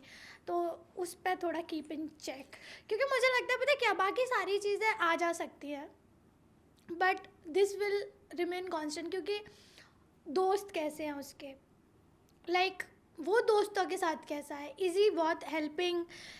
उसको फ़र्क पड़ता है जब उसका दोस्त उसमें हो, लाइक तंगी में हो, वो मदद करता है क्या, वो अपनी एजेस पे जाता है. क्योंकि ये ना नेचर होता है. लाइक मैं अगर इमोशनल हूँ तो मैं सबके लिए इमोशनल होंगी, मैं आपकी फैमिली के लिए भी इमोशनल हो जाऊँगी जब मेरी आपसे शादी होगी, है ना. तो वो मेरा नेचर हो गया, है ना. एक जैसे कबीर सिंह टाइप के लोग होते हैं, वो पूरी दुनिया से रूड है और एक लड़की से, तो वो कभी भी लॉन्ग टर्म आपको खुश नहीं रखेंगे. क्योंकि जिस दिन वो आपसे रूड हो गया तो वो उसी लेंथ पे जाएगा जिस पे वो बाकी सबके साथ जा रहा है, तो आप सह नहीं पाओगी, है ना. तो आपको एक काइंड इंसान चुनना चाहिए जो कि ऑनेस्ट है, तो वो सबके साथ प्यार से रहेगा, आपके साथ फिर डबल प्यार से रहेगा. तो ये कैसे पहचानेंगे कि ये रेड फ्लैग है या ये ग्रीन फ्लैग है? पहले तो ये डेफिनेशन क्या है, रेड फ्लैग की क्या डेफिनेशन है, ग्रीन फ्लैग की क्या अब डेफिनेशन? मैं तो जैसे कि मेरे तो बड़े एकदम मैं तो अंधी ही हूँ वैसे. बट स्टिल मैं अपने एक्सपीरियंस से, जो अभी मैं बहुत खुश हूँ, लाइक टच वुड, बहुत ग्रीन फ्लैग आदमी मिला है मुझे. बट मुझे जो लगता है कि ये जो मैंने कहा, ये दोस्त वाला फैक्टर मेरे पिछले रिलेशनशिप में नहीं था. उसके बहुत ज़्यादा दोस्त भी नहीं थे, और वरना दोस्ती में अच्छा भी नहीं था इतना. मतलब लाइक वो हमेशा पर्सनल सोच जाता था. सोच लेना चाहिए, बट था एक फैक्टर कि नहीं था, वो कॉमनली काइंड बहुत ज़्यादा नहीं था, थोड़ा सेल्फिश था थोड़ा सा. और इसका जो अभी मैं जिस इंसान के साथ हूँ, वो एज पे जाता है लोगों के लिए. अगर उसके अकाउंट में 8,000 है तो कहीं से उधार लेके और 10,000 करके उसके दोस्त को 10,000 देगा अगर उसको ज़रूरत है. तो वो इतना एजिस पे जाएगा, और वो सबके लिए जाता है, अपनी बहन के लिए. लाइक एज अ पर्सन वो बहुत अच्छा है ना. एज अ अपने पेरेंट्स के लिए, बहन के लिए, दोस्तों के लिए. ये थोड़ा लॉन्ग टर्म में पता चला, हालांकि तब तक भी मैं प्यार में पड़ चुकी थी. बट मुझे लॉन्ग टर्म में पता चला कि मुझे अब पीछे हटना है कि बने रहना है. तो जब बाकी चीज़ें ऊपर नीचे होती है ना, तो आई गेस काइंडनेस ऑनेस्टी और ह्यूमैनिटी, ये सब बने रहते हैं। फिर चाहे आपका रिश्ता किसी भी ऊपर नीचे हो, वो बना रहेगा, है ना। रिस्पेक्ट कि क्या, और मुझे ऐसा लगता है एक रिस्पेक्ट का खैर बहुत झोल झाल ये भी है कि आप क्यों ऐसे एक्सपेक्ट कर रहे हो कि दो लोग पूरे लाइफ लॉन्ग साथ रहेंगे, लाइक 50 60 70 साल, एंड उसके बीच उनके बीच में कभी हाथापाई नहीं होगी, कभी कभी कभी वो एक दूसरे को ऐसे नहीं बोल देंगे जैसे हम भाई बहनों को बोलते तू कुत्ता है चल कि तू बिल्ली है चल, है ना, तू गाय है, तू ऐसा ऐसा बोल देते हैं ना। मुझे ऐसा लगता है कि आपको अपने पार्टनर्स को ना थोड़ा पेडिस्टल से नीचे उतार के इंसान की तरह देखना चाहिए। आप अपने सिबलिंग्स की तरह साथ भी 24 घंटे एक्टिंग बाजी में नहीं रह सकते और आप बोर हो जाओगे ऐसे सोफिस्टिकेशन ऐसे दिखाते रहे। तो मुझे लगता है ये जो पति पत्नी या दो लड़का लड़की का ये जो कॉन्सेप्ट है, इसको थोड़ा हल्का करो। ये जो मूवीज़ में दिखा दिया है ना, मतलब बहुत ज़्यादा एक होता है, लेकिन ये दो टाइप का है कि एक मैं वहाँ पे कंफर्टेबल हूँ कि तू एक मारे तो मैं 4 मारूंगी, ठीक है, बट अब मारेंगे तो 4 मारूंगी, और वो उसका जो एक है वो उस लेवल का है कि मैं मर नहीं गई, मतलब लाइक इट्स लाइक मैं फिर उसके 4 मारी हूँ। This is sibling type of one. पर ऐसा नहीं है कि वो मारा और आप खा रहे हो, ये गलत है ना। तो मुझे ऐसा लगना चाहिए कि आपको वो लाइन है ना पहचाननी पड़ेंगी। और मुझे लगता है कि एक रिलेशनशिप में if you want to work out, तो फिर कोई वो नहीं होना चाहिए, लाइक कैसे कहूँ कि कोई एक चीज़ से वो टूट नहीं सकता है एकदम से कि तुमने मुझे आज ऐसे कैसे कह दिया, लाइक अब तो ब्रेकअप हो गया, अब तो टूट गया, ये वो मतलब वी आर ह्यूमंस एंड हम सबको मिस्टेक्स करने की इजाज़त होनी है। जितना ज़्यादा इस पर फोकस करोगे ना, ये ना कह देना वो ना, तब ज़्यादा टेंशनबाजी आ जाती है। और हालांकि मैं इसका सपोर्ट करूँ, ऐसा नहीं कि मेरी लाइफ में बहुत ख़राब चल रहा है, आई एम वेरी चिल। मैं अपने किसी रिलेशनशिप में इतना खुश और शांत और ऐसे माइंड फ्री नहीं रही, वरना मुझे हमेशा डर लगता था कि मैं कुछ ऐसा ना बोल दूँ, नाराज़ ना हो जाए। ये जो मेल ईगो होता है ना, वो बहुत खतरनाक है, और फीमेल ईगो भी बहुत खतरनाक है। कुछ फीमेल ईगो भी बहुत हद का होता है कि यू कांट डिसरिस्पेक्ट मी, और ऐसे मेरे गेट खोल सैंडल उठा एंड ये वो। मैंने देखा है भाई, ऐसा देखा है। मुझे लगता है कि दोनों को अपने ईगो ऐसे फेंक के लिव लाइक ह्यूमंस, कि कबीला मैं भी गेट खोल दूँ तेरे लिए कभी तू गुलाब ले आ, कभी मैं कुछ कर देती हूँ, कभी तू खाना, हम तो खाना बनाने हैं मिलके, खाना बना लेते हैं। मुझे लगता है कि ऐसा ना एक स्पेसिफाई नहीं करना चाहिए कि तू लड़का है तो तू ये नहीं करेगा यही करेगा, और तू लड़की है तो तू ये नहीं यही करेगी। Like be friends and sibling like friends, तो ज़्यादा बेटर है, क्योंकि आपको लॉन्ग टर्म रहना है, तो आप सीरियस नहीं रह सकते। दोस्ती मजाक, पहले ये मजाक मैंने कभी जिया ही नहीं। ये वाला जो बंदा, वही मजाकिया मिला है मुझे, इतना मजाक, मैं पूरे दिन बस खीखी करती रहती हूँ। ये 10 महीने, आज 10 महीने हो गए, कब कहाँ ऐसे निकल के पता ही नहीं चला, हंसते गाते। और वो कुछ ऐसा उल्टा सीधा बोलेगा स्टूपिड सा that I will laugh whole day. तो मुझे लगता है अगर आपका फ्रेंडशिप वाला बॉन्ड है ना, you will enjoy a lot. हाँ, तो जैसे आप बोल रहे थे कि आपने जो है अब इस वाले रिलेशनशिप में आपने जो है बहुत ज़्यादा एंजॉय करा, तो आपको लगता है पहले वाले जो रिलेशनशिप थे उसमें ये सब एंजॉय ना कर पाने की वजह क्या थी, कि इस तरह की कॉमेडी नहीं हो रही है? सामने वाला बहुत सीरियस था, एक तो ये। दूसरा, आई थॉट कि it was long distance and then again एकदम से शॉर्ट डिस्टेंस हो गया। So maybe he was not in love with me इतना, मतलब शुरू में था, then he get out of love और मैं आउट ऑफ लव नहीं हुई। या ये कह सकते हैं कि मेरे ट्रॉमास थे कि मुझे ऐसे हो गया कि वो कौन है जिसने पू को मुड़ के नहीं देखा, तो how can he get out of love ना। सो मे बी वो स्ट्राइक करता था। और सच कहूँ तो वो इतना ज़्यादा, जैसे कि मैं ये कहूँ कि आप भाग रहे हो, तो आपको प्यास लग रही है, भूख लग रही है, अच्छा लग रहा है, चक्कर आ रही है, वो सिर्फ आपको तब महसूस होगा जब आप रुक जाओगे। तो मैं उस रिलेशन में तब भाग रही थी कि मैंने कभी ये सोचा ही नहीं कि मैं खुश हूँ कि नहीं, ये मेरे लिए कुछ कर रहा है कि नहीं, कि मैं ही पागल हो गई हूँ। मैं सिर्फ कुछ भाग रही थी, जो चीज़ कभी थी नहीं, लाइक ऐसा कुछ फीलिंग थी उसमें।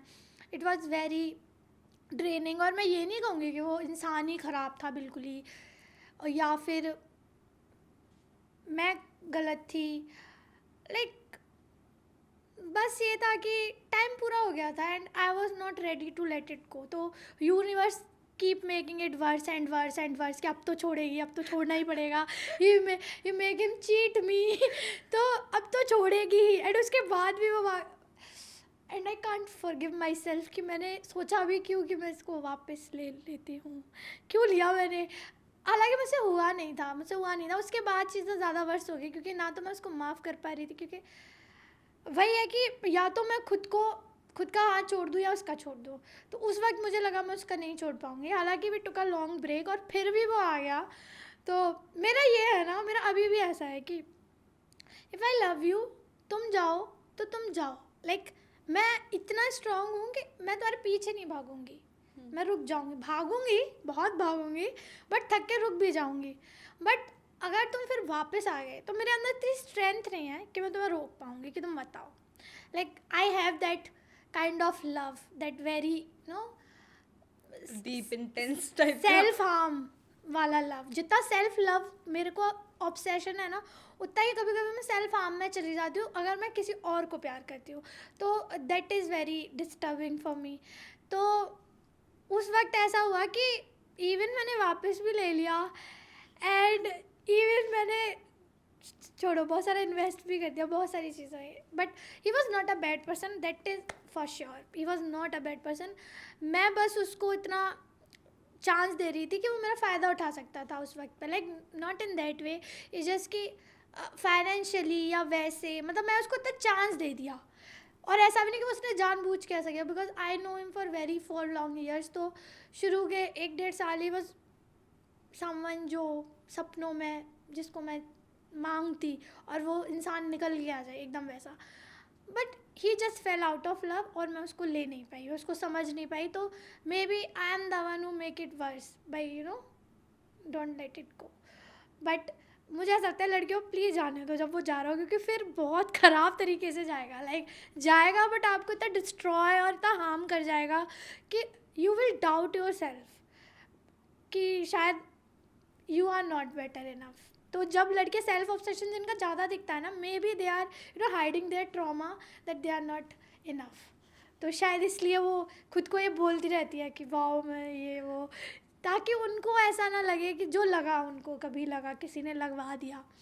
तो मे बी लड़कों के लेके आपकी क्या सोच है? मतलब बहुत सारे पॉइंट है जहाँ पे ऐसा भी लग रहा है कि हाँ नहीं लड़के अच्छे हैं, फिर ऐसा लग रहा है नहीं नहीं यार कैसा लड़का था, चीट भी करा. नहीं, मैं फिर भी यही कहूँगी कि he was everything I need at that time. मैं कभी घर से ना निकलती अगर वो मुझे गाइड ना करता, सपोर्ट ना करता, मेरे लिए लड़ता नहीं, स्टैंड ना लेता. मैं बहुत बीमार पड़ी, he was there for me.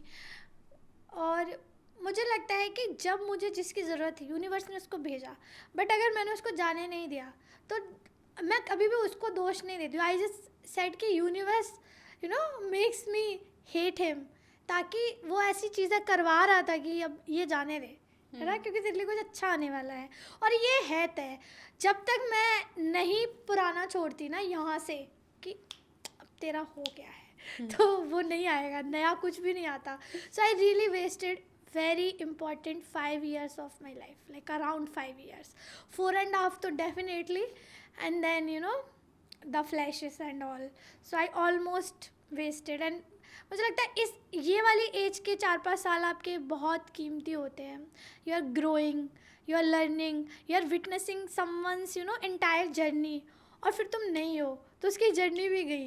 Like मैं कितनी भी कोशिश कर लूँ, कोई और इंसान मेरा अप्स एंड डाउन्स, वो डर, वो टेंशन, वो लड़ाई नहीं समझ सकता जो वो था मेरे साथ. और उसने मतलब वो विटनेस कर रहा था ना, पर अब वो गया खुश. सो मे बी आप ना लेट गो उस इंसान को नहीं, आप उस लेट गो ना अपने आप को ही नहीं करना देना चाहते. कि आपको लगता है फिर सब जो आपने जिया, किया, सोचा, माना, और आपकी जो स्ट्रगल रही, आपकी ज़िंदगी जो रही, वो सब गायब हो जाएगी, सब वेस्ट. लाइक आप एक बिजनेस पे काम करे जा रहे थे 5 सालों से एंड उसका तो लॉन्च भी नहीं हुआ एंड वो चला गया. So maybe that feeling makes you like hold it. और एक बात देखो, लड़कों लड़की के मुझे लगता है सारे टाइप के, कोई भी लड़का लड़की मैं नहीं मानती प्रेम में, मैं मानती इंसान होता है, लड़का या लड़की नहीं होता. और अब क्योंकि मैं निकल आई हूँ तो मैं बेटर फील करती हूँ। मुझे लगता है इंसान गलतियाँ करते ही हैं, एंड सब गलतियाँ करते हैं, तो आप अपने ऊपर इतना लो मत, ठीक है। अगर आपको कोई चीट करता है तो आप ये मत सोचो आप में कमी है, आप में ये, मैं तो इतने महीने ख़राब करे इस चक्कर में कि लाइक क्या कैसे। सो मुझे लगता है कि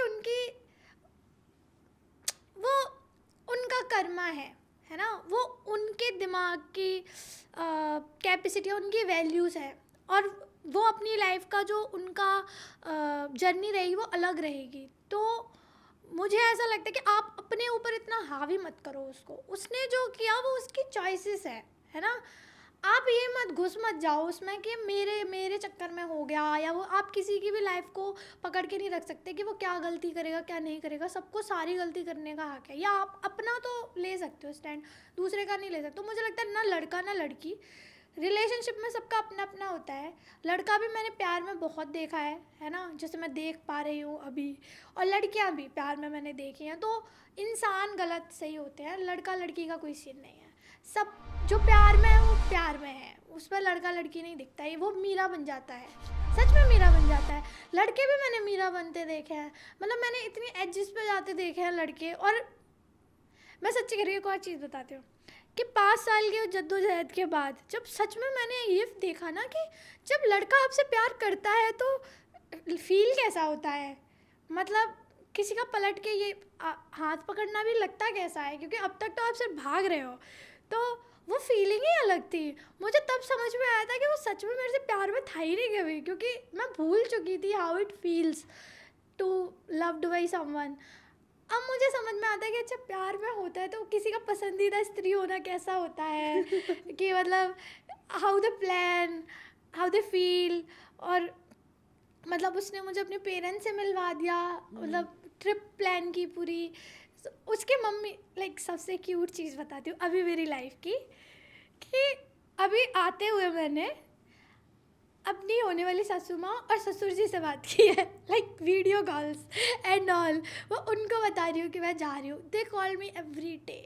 मेरे खुद के पापा मेरे को फ़ोन नहीं करते, उनका नेचर ही ऐसा, उन्होंने कभी नहीं किया है तो वो नहीं करते हैं। मेरी लाइफ में ना वो पापा वाला एंगल इतना खाली था ना, मैं बहुत ऐसा लगता है किसी ताऊ चाचा बाबा के साथ रह रहे हैं। मतलब I never felt loved by a man, not even partners, ज़्यादा टाइम तक नहीं, क्योंकि मैं सिर्फ पापा का प्यार ही ढूंढते ढूंढते भटकी हूँ। आई विश पापा इस हिस्से को सुने कि मैंने जितनी भी शायद प्यार में जो भी स्ट्रगल देखे ना, वो इसलिए क्योंकि मेरे को पापा से नहीं मिला। तो मैं भटक रही थी, वो एक यू नो एश्योरेंस, वो एक शायद सपोर्ट, वो सब। तो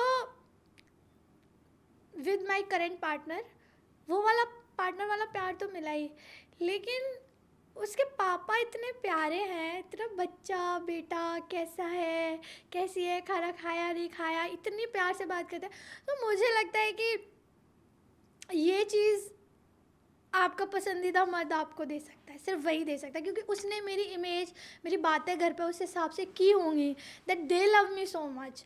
मतलब मेरे पेरेंट्स थोड़े राज़ी नहीं है, लाइक मेरे पापा थोड़े गुस्सा है, बट वो राज़ी है। वो तो उन्होंने तो मान लिया है मेरे को दिमाग में कि यही है हमारी जो है सो है। तो मुझे लगता है डोंट सेटल लेडीज़, कोई आएगा बहुत ज़ोर से आएगा एकदम, एंड सारे सपने एकदम से ऐसे सच हो जाएंगे जैसे कोई फिल्म हो, सच्ची। तो जैसे आप दिल्ली आई है ना, सपोर्ट भी आपको मिला, बट ये स्टैंड अप पोइट्री वाला आपके अंदर कैसे आया कि हाँ स्टैंड अप पोइट्री करनी है? मैं पहले गाती थी, ठीक है, मतलब मैं बहुत सबसे पहले तो मैं डांस करती थी, बहुत अच्छा डांस करती थी। फिर मैं 9-10 में गाने लगी। फिर मैंने 12th फर्स्ट ईयर तक मैं ऐसे फेमस थी कि मैं अच्छा गाती हूँ। फिर मेरी आवाज़ हो गई ख़राब, मतलब मैं लिखती थी बट लिखना इज़ माई सेकेंड हॉबी, मतलब मैंने कभी इतना ध्यान नहीं दिया उस पर। सो मिस फ्रेशर्स के ऑडिशन चल रहे थे एंड मेरी आवाज़ जा चुकी है, पता नहीं क्यों हुआ था। मेरी 2 साल गले में इतनी दिक्कत रही है, जैसे अभी भी आपने देखा होगा मैं सेंसिटिव सी हूँ, खांसी आ जाती है मुझे।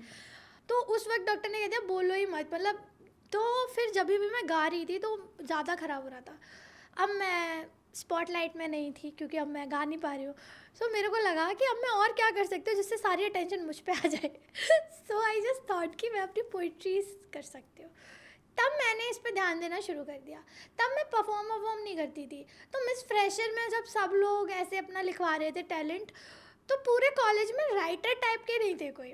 सो आई जस्ट थॉट कि मैं लिखवा लेती हूँ, और मैं तो सच में बना लेती थी ऐसे फट से।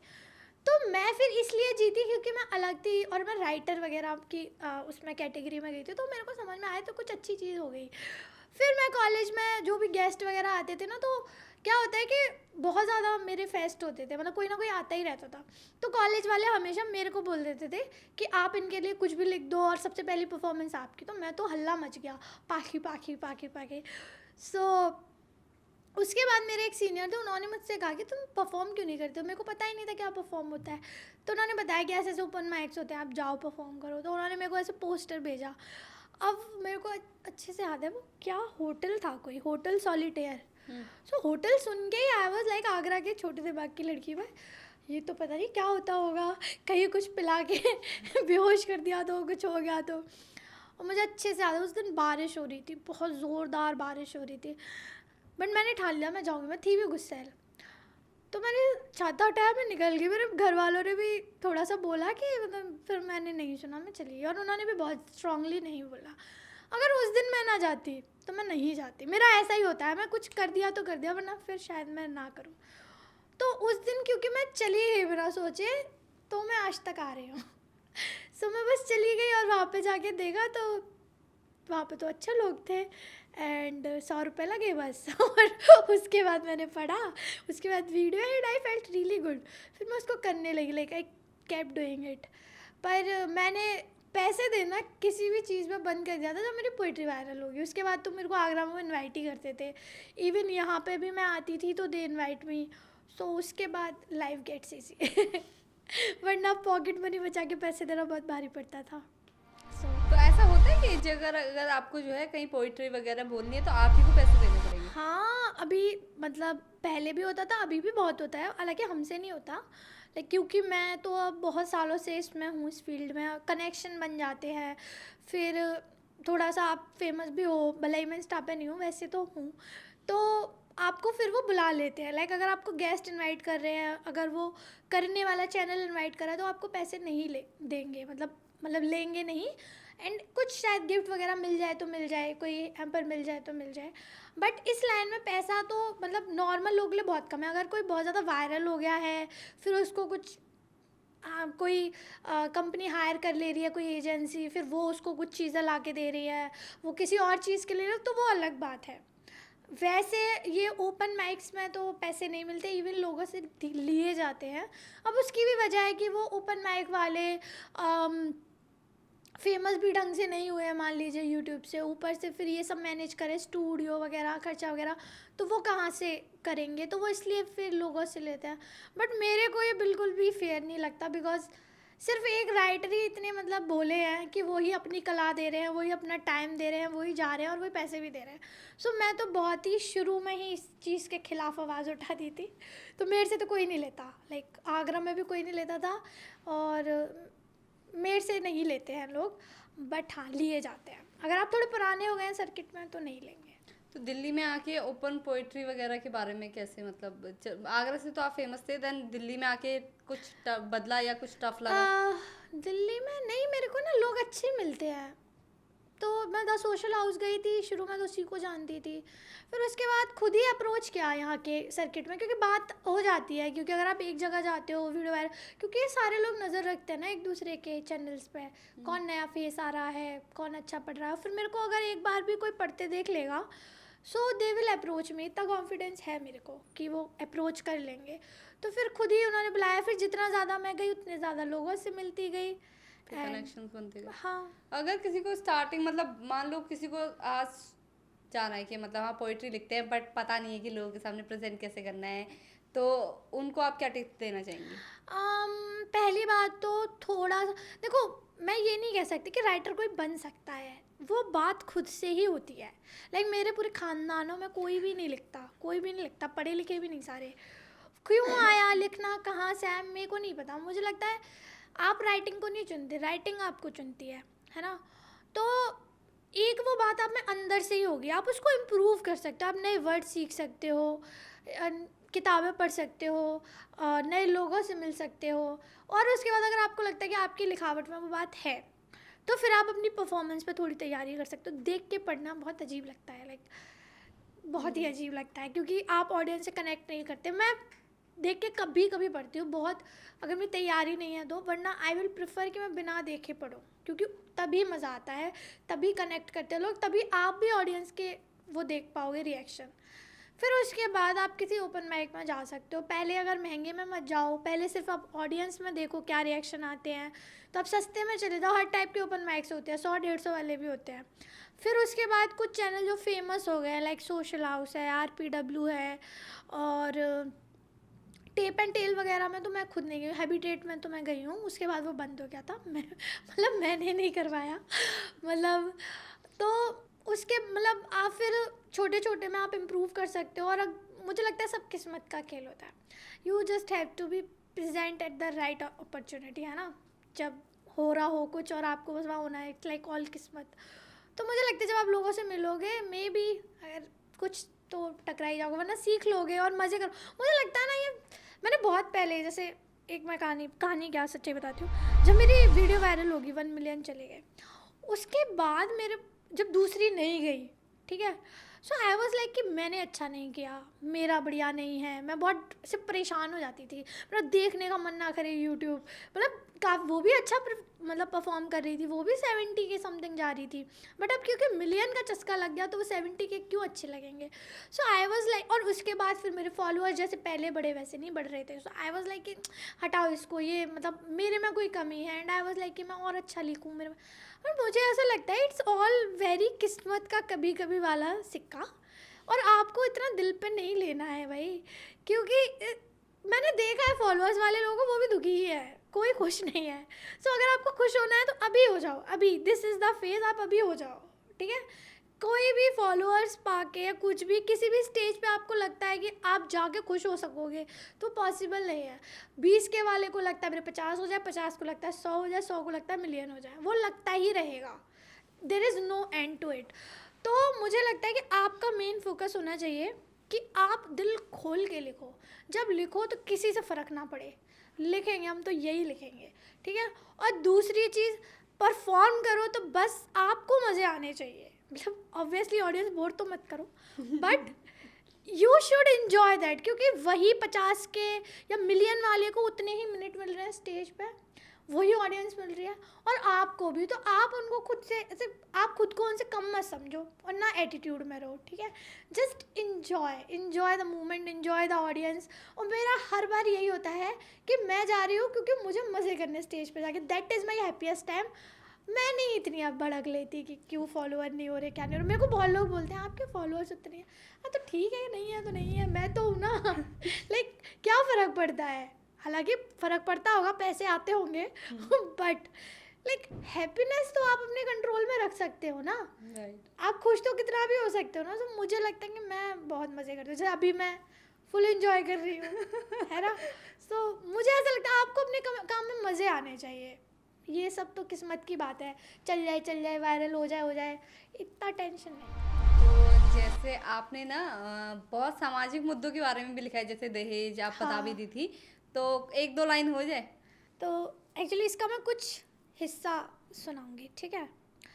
कि तो मुझे जानना है हर औरत से कि ऐसा क्यों है, हमारा समाज ऐसा क्यों है, हम ऐसे क्यों हैं। बांझन को पुत्र देत निर्धन को माया, बांझन को पुत्री क्यों नहीं। संतान की जगह इस लाइन में सिर्फ पुत्र क्यों है। पति मर जाए तो विधवा का जीवन, और पत्नी मर जाए तो दूसरी शादी। विदाई की रीत, घूंघट का बोझ, हमारे लिए हर नियम इतना कठिन क्यों है। कौन है रचेता बताओ ना, आखिर ये चुप्पी क्यों है। भगवान के बनाए तो नहीं है ये फ़र्क और नियम, क्योंकि अगर मैं कमज़ोर हूँ तो मेरे कंधों पे दुनिया का कारवां क्यों है। घर की इज्जत, दहलीज, कानून हमारे हिस्से में, तो मर्दों के हिस्से में आसमां क्यों है। 9 महीने कोख मेरी, दूध मेरा, पीड़ा मेरी, फिर पिता का नाम ही पहचान क्यों है। सबके हिस्से है अपनी ज़िंदगी, मेरे में बेटी, बहू, फिर माँ बन जाना, यानी इतनी कुर्बानियाँ क्यों हैं। मेरे सपने, मेरी नौकरी, मेरी कद्र, मेरा सम्मान एक आदमी से कमतर क्यों है? कौन है रचेता, बताओ ना, आखिर ये चुप्पी क्यों है? बहुत खूब। मतलब जिस तरीके से आपने अपनी कविताओं में ना महिलाओं की दुख, उनकी पीड़ाओं को दिखाया है ना, तो वैसे सही बताऊँ तो ये है समाज में है कि जितना भी ये सोसाइटी में बोझ है ना इज्जत वाला, सिर्फ लड़कियों के कंधे पे है कि भैया आप ही को जो है इज्जत लेके चलना है। कुछ लड़की ने कुछ बाहर जाके कर दिया ना तो फिर उस पर भी सवाल उठते हैं कि आप कैसे चले गए बाहर, कैसे चले गए, आपने जॉब क्यों करी। मतलब अभी मेरे घर पे तो इतना सब कुछ नहीं होता है, बट जहाँ मैं गाँव होता है है। ना, गाँव जहाँ मेरा गांव है तो वहाँ बहुत ज़्यादा होता है कि लड़की जॉब नहीं करेगी, लड़की बाहर नहीं जाएगी। पीरियड्स को लेके, पीरियड्स हो रहे हैं, अभी लड़की है तो ठीक है, बहू है तो बाहर रहेगी। हाँ, पर पता है वैसे ये पीरियड्स वाली पे मैंने बहुत पहले लिखा था and I was like very angry about it कि ऐसे क्यों करते हैं, ऐसा भेदभाव क्यों करते हैं। पर जैसे जैसे बड़ी हुई ना, आई फेल्ट कि नहीं लिखना चाहिए था उनको, वही तो रेस्ट मिलता है। लाइक मुझे लगता है कि किसी ने इसलिए ऐसी बातें फैलाई ताकि औरतों को रेस्ट मिल सके। उनको रेस्ट करने कहाँ देते हैं? पहले पता है आटा भी, जैसे मेरी मौसी के टाइम का बता रही हूँ, मतलब मेरी जो बड़ी ताई जी हैं, कि घर में जो रोटियां बन रही हैं उसका सुबह आटा वो खुद पीस रही हैं। मतलब इतनी मेहनत थी। तो मुझे लगता है कि वो जो भी अफवाहें थी इट जस्ट बिकॉज ताकि ये औरतों को 4-5 दिन ना, क्योंकि सच में इस टाइम पे आप बहुत लाइक पेन होता है। और क्यों, मतलब मुझे नहीं पता क्यों सारे एड्स ब्रांड्स ऐसे ये दिखाने में लगे पड़े हैं कि यू नो तुम ये वाला जाके पैड लगा अचीव दो। करो, उन्हीं 4 दिनों में अचीव करो। क्यों भाई? I want a slow life, मेरे को रेस्ट करना है, मेरे को तो केक खाना है, मेरे को नहीं जाना, मेरे को नहीं करनी हॉर्स राइडिंग उस वक्त भाई। सो वो पता नहीं लोगों ने ऐसे ना वो बनाए, बट ये उसकी वजह से उसके जो ये कहेंगे मेरी जो प्रॉब्लम थी वो इस बात से थी कि उसके अराउंड जो टैबूज बन गए ना, कि मंदिर में मतलब बिल्कुल घुस ही नहीं सकती है, अगर कोई यज्ञ हो रहा है तो उसको अलग सा फील कराएंगे। मेरी प्रॉब्लम इससे थी, मेरी प्रॉब्लम इससे नहीं थी कि तुम रेस्ट मत दो, अब तुम उनको काम ही कराते रहो और रसोई में फिट कर दो। No, I was just like कि उनको एज अ कैदी मत फील कराओ। रेस्ट उनको मर्जी है, उनको करने दो, अगर वो कर रही हैं तो ठीक है, मत काम कराओ, उनको रेस्ट दो, बट ऐसा अछूत सा मत फील कराओ कि ना कि तुम इसलिए नहीं आ सकती हो क्योंकि तुमको भी ना, नहीं, मैं थोड़ा वीक हूँ अभी, मेरे को रेस्ट करना है। एंड वीक भी मतलब लोग इसको ना ऐसे ले जाते हैं फेमिनिज्म पे कि वीक कैसे हो गई मैं। मतलब भाई तुम्हारे अंदर एक सेल है, इतना ब्लीडिंग हो रही है तुमको, तुम ये एक्सेप्ट क्यों नहीं कर सकते कि हाँ भाई मैं रेस्ट कर लेती हूँ थोड़ा सा? ये टैबूज के सहारे ही सही रेस्ट मिल रहा है, रेस्ट कर लो, मैं तो कह रही हूँ। इसी पे मैं एक किस्सा सुनाती हूँ। मेरी बहन का है, तो मेरी बहन की शादी हुई थी, तो अभी उनके जो ससुराल वाले ना उस साइड बहुत मानते हैं कि हमारे घर पे तो कभी नहीं माना मेरी मम्मी, हम तभी इस चक्कर में, तो अभी क्या है वहाँ पे मानते थे। अभी मेरी मम्मी जब मतलब जब वो जैसे ससुराल से वापस आई ना, आते नहीं मायके कुछ दिन के लिए, अब मेरी वो थोड़े मानते हैं क्योंकि उनके घर पे मानते हैं, तो मेरी जीजी भी मानते हैं ना। अब मेरी मम्मी बहुत तेज है, मेरी मम्मी ने एक ही प्लेट में खाना दे दिया। हाँ, ऐसे बोलते हैं ना उस टाइम पे, ऐसे थोड़ा दूर खाते रहते नहीं हैं, हैं, हाँ। थोड़ा दूर रहते हैं। अब वो आ तो गए बाइक से है। अभी मेरी मम्मी ने खाना भी एक ही प्लेट में दे दिया। अभी मेरे जीजी कॉल कर रहे हैं अपनी मम्मी को कि देखो ना इन लोगों ने एक ही प्लेट में खाना दे दिया, अब मैं क्या करूं, मैं मना भी नहीं कर सकता, कैसे मना करूंगा है। मेरी बहन बता रही थी बाद में मुझे कि ऐसा हुआ था। तो अभी मेरी मम्मी फिर बैठ गई उनके सामने, जब तक उन्होंने पूरा खाना खत्म नहीं करा मेरी मम्मी वहीं बैठी रही कि हाँ भाई ये वाला तो मैं तोड़ के रहूंगी इसका भ्रम कि क्या हाथ नहीं लगाते तो मेरा हाथ जल जाएगा, चलो, कुछ हो है जाएगा। ऐसा अरे होता नहीं है? जल जाएगा, मतलब मेरी मम्मी ताने मार रही थी ऐसे कि क्या हाथ लगा दोगे तो जल थोड़ी जाएगा तुम्हारा हाथ, या साथ में खाना खा लोगे तो तुमको जो है एसिडिटी हो जाएगी, कुछ हो जाएगा। नहीं, और पता है पहले वो इसलिए भी था, देखो पहले क्या थी, जैसे कि कहते हैं द्रौपदी को जब ले गए थे तो उस वक्त वो अपने पीरियड्स पे थी, तो पहले जो दूर रखने का चलन था या बाथरूम के पास रखने का, पनारे पे कहते थे कि रहती थी औरतें, वो इसलिए था क्योंकि उस वक्त ना तो पेंटीज थी और ना सैनिटरी पैड थे, तो वो उसको मैनेज करने की चीज़ें ही नहीं थी। तो फिर आप क्या करोगे अगर आपके 24 घंटे खून बह रहा है, पूरे घर में तो नहीं करवा सकते ना, तो फिर उनको ऐसे अलॉट करा जाता था कि ठीक है गंदा करते रहो, यहाँ पे करते रहो, ये जगह करते रहो, मत आना, क्योंकि आप ब्लड में आप कैसे घर में घूमोगे, रसोई में मत आना क्योंकि ब्लड गिर सकता है। ये थे जो रीजंस थे कि मत जाओ रसोई में, मत जाओ यहाँ, मत जाओ वहाँ, मत जाओ, ये थे रीजंस। अब लेकिन जब सब मैनेज करने की सारी सुविधाएं हैं, मतलब पता भी नहीं चलेगा आपको कि किसी के आए हैं कि नहीं आए हैं, क्योंकि सारे इतनी चीज़ें हैं। अब तो पूरी पीरियड पेंटी ही आती है, लाइक पूरी उसी के लिए ही पूरी बनी बनाई आती है। तो आपका एक लीकेज नहीं हो सकता है ना। और चीज़ें आती हैं ऐसी खाने की जिससे आपको दर्द भी ना हो, पेन किलर्स आते हैं, यहाँ पे बैंड आता है, चिपका लो उससे दर्द कम होगा, बहुत सारी चीज़ें हैं अब तो। सो मुझे लगता है कि वो हाइजीन के पर्पज़ से वो चीज़ें रूल्स बनाए गए थे, बट आपको फिर समय के साथ बदलना पड़ता है, क्योंकि जब आपको दिख रहा है कि उस चीज़ का कोई यूज़ ही नहीं है, उस अलग बिठाने का कोई यूज़ ही नहीं है, तो फिर आपको अब ऐसा नहीं करना चाहिए, है ना। पहले जो दूर दूर रखना था वो इसलिए था क्योंकि उसको मैनेज करने के तरीके ही नहीं थे, सामान नहीं था। अब है तो अब ये अछूत वाला सिस्टम तो नहीं करना चाहिए।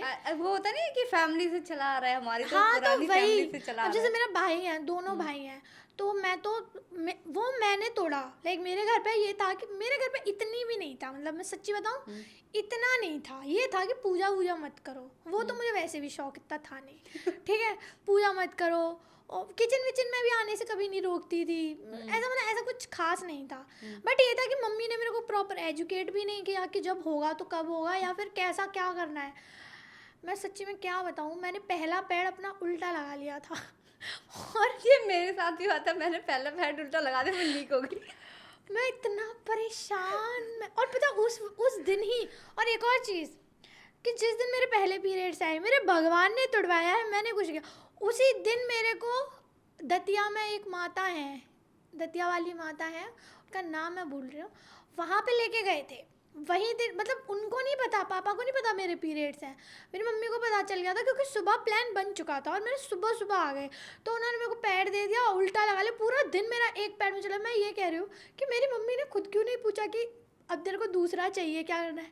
वो बार बार ही भीग जाए मेरे से, बार बार ही मैं उसको लगा लूँ। It was like a first day of my life. मैं कभी रिलिव नहीं करना चाहूँगी उसको। और मैं मंदिर गई हूँ उस दिन। सो मेरा तो पहले, क्योंकि मैं तो मम्मी ने मना नहीं करा कि नहीं, मम्मी ने नहीं मना किया। मैंने बोला ना, मेरी मम्मी इतना नहीं दिमाग पे लेती है, हमारे यहाँ पे इतना दिमाग पे नहीं लेते हैं। अब क्योंकि ऐसे मना कर रही थी, पूजा मत, ये मंदिर में मत जाना, बस ऐसे। बट अब क्योंकि वो ट्रिप ऑलरेडी प्लान थी, तो वो इतनी भी हम खुले नहीं थे कि पापा को ये कह के रोक दें कि मेरे पीरियड्स आया। सो मैं चली गई, तो वो भगवान ने ही मेरा वहाँ से मुझे थोड़ा विरोधी बनाया हुआ है, मैं क्या करूँ। तो मैं पहले दिन ही, मेरे पहले पीरियड्स में ही मैं उस वाले मंदिर में माथा टेक के आई थी। सो लेकिन मुझे लगता है एजुकेट करना, लाइक मदर्स को एजुकेट करना चाहिए, लड़कों को भी और लड़कियों को भी। अब ये जिम्मेदारी मैंने ली थी फिर। तो मेरा छोटा भाई है ना, उसको सब पता है, उसको मैंने बताया है कि ऐसे ऐसे होता है। मेरा बड़े भाई के सामने भी मैं टचवुड, दोनों भाई इतने अच्छे, इतने इतने इतने अच्छे हैं ना, मैं उनसे कुछ भी कह सकती हूँ, कुछ भी शेयर कर सकती हूँ, कुछ भी। मेरी होल लव लाइफ मेरे भाइयों को पता है, they are so good. Specially छोटा वाला तो शक्ल से भी बिल्कुल मेरी कॉपी लगता है। लिटरली आप उसको मिलोगे ना, उसकी आवाज़, उसकी बात, उसकी शक्ल, सब कुछ मेरे पे गई है, ऐसा लगता है मेरा ही बेटा है वो बिल्कुल। तो जैसे पीरियड्स को लेके बात हो ही रही है, तो पीरियड्स को लेके आपको क्या लगता है, कौन कौन से टैबूज हैं जो अभी टूटने चाहिए? कुछ तो है, जैसे किचन में नहीं जाना है, तो मुझे लगता है उन्हीं की भलाई के लिए कि चलो किचन में जाना, तो काम नहीं आपने करना है। मिसेस मूवी देखी थी? हाँ, मिसेस हाँ। मूवी, मेरे को सबसे जो अच्छा फेज लगा उसका वही लगा कि उसके पीरियड्स है और उसको बस आराम करना था, भाड़ में जाओ, है ना। फिर खाना आ रहा है, सब कुछ आ रहा है, वैसे नहीं खाना बाहर का खाते थे वो, वही वैसे तो उनको चटनी भी पीस के बनानी है, हाँ, मिक्सी की नहीं खाएंगे। तो वही है। बट वही है कि ये बॉलीवुड का ये डिपिक्ट करने का तरीका कि ये चीज़ खराब है कि उसको आराम करने दिया जा रहा है, ये थोड़ी ख़राब है। हालांकि वो दिखाना तो यही चाहते हैं कि उसको किचन में नहीं जाने दे रहे हैं, ये नहीं करने दे रहे हैं, वो नहीं करने दे रहे हैं, बट ये दिखाना कि उस लड़की को बिल्कुल ही इंजॉय नहीं हो रहा है, वो परेशान है, वो थोड़ा सा गलत है। मुझे लगता है कि यू शुड चिल, 4 दिन मत करवाओ काम, है तो बढ़िया लग रहा है मुझे। मैं तो नहीं कहूँगी कि मेरे को जाने दो। तो आपने, जैसे आप बता भी रही थी, आपने पीरियड्स के ऊपर जो है कविता लिखी थी, तो क्या थी वो? मेरी पीरियड्स की कविता इस बात पे थी कि ये जो घर में, मतलब उसकी लाइनें इस बात पे थी कि जो घर में छुपाने वाली बात है, छुपाने वाला माहौल है कि मेरे को दर्द हो रहा है। मैंने इसी उस पर लिखी थी इंसिडेंट पे, मेरे को दर्द हो रहा था भयंकर, मैं रो रही थी। सो भैया आया कि क्या दर्द है, तो मम्मी ने बोला पेट दर्द, तो वो दवाई लेने चला गया। बट मम्मी ने मेरे को ऐसे करके चिल्ला दिया था कि तो मतलब ड्रामे कर रही है। और तो उस पर प्रॉपर लाइन ही ऐसी लगी थी कि अलग थाली अलग बिस्तर अलग सबसे बिठाया है, अलग थाली अलग बिस्तर अलग सबसे बिठाया है, माँ ने आज उसको सबको बीमार बताया है, पूरा दिन उसने अलग कमरे में बिताया है, मंदिर में भी जाना उसका कुछ दिन निषेध करवाया है, सुनो सुनो सुनो आज फिर महीना आया है, आज फिर महीना आया है। पीरियड्स को लेके ना लोगों के अंदर बहुत ज़्यादा, मतलब अभी तो खैर कम हो गया है क्योंकि लड़के भी अब समझने लगे, पर कहीं ना कहीं शर्म थी, और शर्म भी नहीं, it like makes you feel, शर्म भी चलो कोई बात नहीं, शर्म भी थोड़ी बहुत कर लो चलो कोई बात नहीं, but they just make you feel कि आपकी गलती है कुछ। हाँ, गलती है आपकी। जैसे कि मेरी मम्मी के पहले रिएक्शन हो गए, लो अब हर में भाई मेरी क्या गलती है, होंगे ही, आई एम अ गर्ल ना, यू शुड सेलिब्रेट कि हो गए, नहीं होते तो मेरे को प्रेगनेंसी में दिक्कत होएगी, तभी भी आप ही बोलोगी कि कैसी लड़की हुई है। सो कई जगह सेलिब्रेट करते भी इंडिया में, लाइक साउथ में करते हैं शायद, या फिर पता नहीं इधर ईस्ट में करते हैं, कहीं करते हैं, लाइक 2-3 जगह करते हैं। सो उनका जो रिएक्शन है, क्योंकि उन्होंने वैसे रिएक्शन देखे हैं अपनी लाइफ में, but you should be responsible कि आपको अपने बच्चे को कैसे रिएक्शन देने हैं। आपने जो झेले ठीक है, मैंने जो झेला ठीक है, मैं अपनी बच्ची को रिएक्शन कभी नहीं दूंगी, क्योंकि मुझे पता है हाउ इट फील्स। इस जनरेशन की एक अच्छी बात ये लगती है कि हम पास ऑन नहीं कर रहे ये चीज़ें, हम उस पर प्रोसेस कर रहे हैं, हम वर्क कर रहे हैं, सोच रहे हैं कि इसको बोले ना बोले, कैसे बोला है, अपने बच्चे को क्या सिखाना है, वो पता नहीं कॉपी पेस्ट चल रहा है उनका, बिकॉज उनको कोई प्रोसेस करने का टाइम नहीं मिला। अर्ली एज में शादी हो गई, धड़ धड़ धड़ धड़ बच्चे हो गए। आई थॉट ये जो 2-3 साल मैं दिल्ली में जी रही हूँ, ऐसे उनको कभी मिले नहीं अपने लिए, सो शी कैन प्रोसेस कि उनको अपनी बच्ची को क्या देना है। हालांकि उन्होंने जो प्रोसेस किया होगा उन्होंने दिया ही होगा मुझे, बट भैया कि हर जनरेशन के हिसाब से हम पीछे रह जाते हैं, किन्हीं हिस्सों में तो रह ही जाएंगे, मैं भी रह जाऊंगी, बट भैया अपना बेस्ट दे सकते हैं। लेकिन वो रिएक्शन अच्छे नहीं थे। सो जो मेरी कविता थी वो इस पेन से निकली दैट हम ऐसे क्यों एक्ट कर रहे हैं जैसे कि हम कोई बॉम्ब छुपा रहे हैं, या फिर हम ऐसे क्यों एक्ट कर रहे हैं कि कुछ गंदा है या कुछ गलत, मेरी गलती है, मेरे को पेट दर्द हो रहा है तो मैं ये क्यों नहीं बोल रही कि मेरे पीरियड, आप क्यों नहीं बोल रही थी कि पीरियड्स आए हैं। आपको नहीं लगता कहीं ना कहीं एक लड़की ही लड़की की दुश्मन बन जाती कि अरे हमने तो अपने पीरियड्स पे ये काम किया था, हाँ आपको इतना कैसे दर्द हो रहा है। हाँ, बट एक्चुअली सबका दर्द अलग है, और ये चीज़ें सब नहीं जानते, मतलब बहुत अभी ये मैं ये कहती हूँ शायद रिसेंट 5 to 7 ईयर्स में पीरियड्स की मुझे लगता है इकलौती पहली पोइट्री मेरी थी जब वो वायरल हुई थी, आई नहीं थी, और वो ऐसी लिखी गई थी जैसे कि आपने मेरा ये पैरा सुना, ऐसे 3 है। सो आपको इसमें कुछ भी अभद्र नहीं लगा होगा, इसमें आपको कुछ भी एक सेंटेंस ऐसा नहीं लगा दैट कि मैंने किसी की फीलिंग्स हर्ट कर दी, किसी का वो हर्ट कर दिया, बिल्कुल ही। सो मैं हमेशा से ही ऐसा लिखती हूँ। So I write very safe and very, ऐसा नहीं कि मैं सोच के सेफ लिखती हूँ, इस जस्ट कि मेरे को ट्रॉमा इतना दिया गया है कि मैं जा नहीं पाऊँगी ज़्यादा किसी को हर्ट करने के लिए। सो क्योंकि मैं अपने घर वाले पढ़ेंगे ये सोच के लिखती हूँ, और ये सोच के बोलती थी, अभी थोड़ा कम कर दिया है क्योंकि अभी मैं बोल पा रही हूँ, तो यानी मुझे ऐसा लगता है वो इंटरेस्टेड है नहीं मेरा कुछ भी सुनने में। सो मतलब वो नहीं है इतने इंटरेस्टेड, तो इसीलिए मैं अब बोल लेती हूँ, ठीक है वो सुनेंगे ही नहीं वैसे भी तो। हाँ, लेकिन अगर ये वायरल हो गया तो फिर मार पड़ सकता है मुझमें। तो जैसे आप ना कविताएं वगैरह लिखती है, तो आपको लगता है कि कविताओं के जरिए समाज में बदलाव लाया जा सकता है? हाँ, मतलब मुझे ऐसा लगता है मैं ना ज़्यादा टारगेट लेके नहीं चलती, मैं लेके चलती हूँ मेरी एक कविता से एक इंसान भी बदला तो बहुत है। उस एक कविता से मेरे घर में इतना बदला खुद के में कि मैं अब ये कह देती हूँ कि मेरे पीरियड्स आए हैं, चाहे पापा बैठे हो चाहे भैया बैठे हो, और एंड इट्स नॉट अबाउट कि मुझे शर्म नहीं है, इट्स अबाउट कि मेरा हक है। मुझे कुछ, अगर मेरे को पेट में दर्द है तो मैं बोलूँगी ना मेरे पेट में दर्द है, अगर मेरी हड्डी टूटी है मैं बोलूँगी ना मेरी हड्डी टूटी है, मेरे सर में दर्द है सर। So just take it as a normal organ. और अगर आपको ये लग रही है कि यार मेरे को इतनी बार आज दस्त हो गए, आप ऐसे बोल देते हो, आपको लूज मोशन हो गए डेंगू वगैरह में, आप बोलोगे कि नहीं when the same organs are also used here, तो हम यहाँ पे इतना हुआ बना के बात कर रहे हैं। तो उस चीज़ को फिर मेरे घर वालों ने अब नॉर्मल कर दिया है। सो अब जैसे कि इसका फ़ायदा ये है कि जब मेरे मामा की बेटी आई है तो उसके अभी पीरियड्स आए हैं, तो जब हम कॉल पे बात कर रहे थे तो मैंने इसलिए इसने खाना नहीं बनाया आज घर पे क्योंकि उसके पीरियड्स आए थे, इसलिए मैंने ऑर्डर कर दिया। अब वरना अगर मैं ये ना बताऊँ तो फिर देवल लाइक कि उसको रख के आए हैं तो खाना क्यों नहीं बनाया, अंशु को खाना क्यों नहीं दिया। ठीक है, तो अब उसका नॉर्मल कर सकते कि भाई उसको दर्द है, उसको पीरियड, तो अब ये हुआ नहीं है ना, मैं बता दिया, मुझे पता था पापा वहीं होंगे, but it's a normal thing यार कि उसको पेट में क्या हो गया इसमें।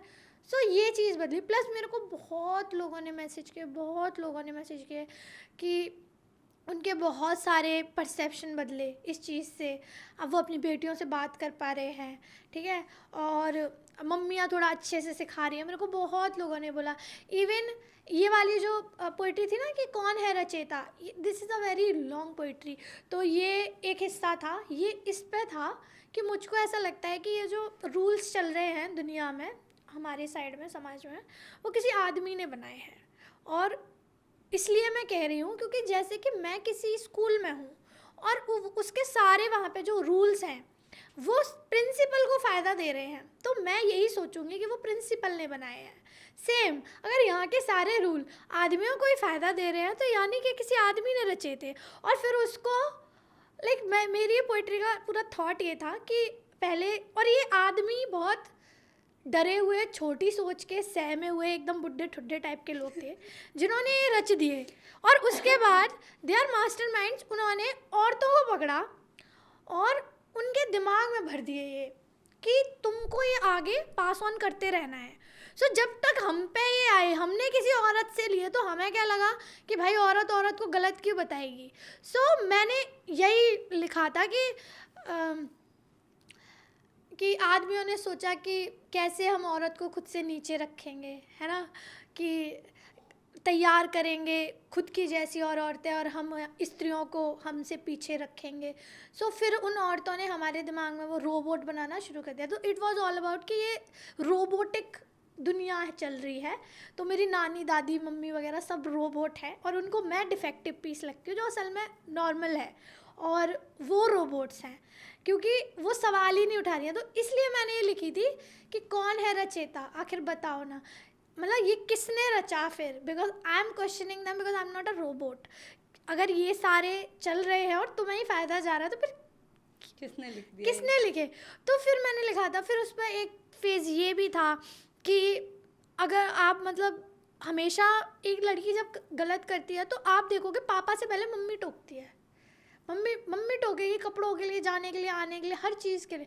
तो हमें इतना ट्रेंड कर दिया गया है औरतों को कि वो ही आके आपको मतलब 4 बातें सुनाएंगे। आदमी कभी नहीं बोलता आदमियों की तरफ से आके, हमेशा औरत आती है।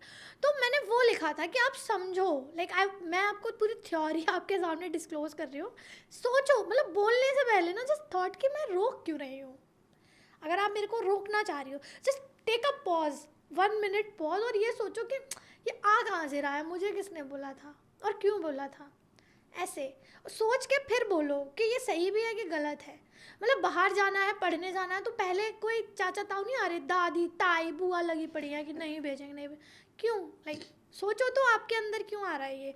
तो वो था, मैंने एंड में लिखा था, वो ये वुमेंस डे की पोइट्री थी कि हमको सिर्फ एक दूसरे का साथी बनना है, हमको एक ऐसी दुनिया बसानी है कि जहाँ पे जब कोई नन्ही परी आए तो उसको उसके पंखों को नहीं कतरना है हमने, ऐसे करके मैंने एक लिखी थी। तो काफ़ी लॉन्ग पोइट्री थी। एंड उसके बाद एक आदमी था वहाँ पे, ही लिटरली वो आया, वो पूरा 6-7 फुट का था, और उसने मेरे पैर छुए कि क्या, कहाँ से सोचा आपने, कैसे सोचा, and it's like a mind blowing thing.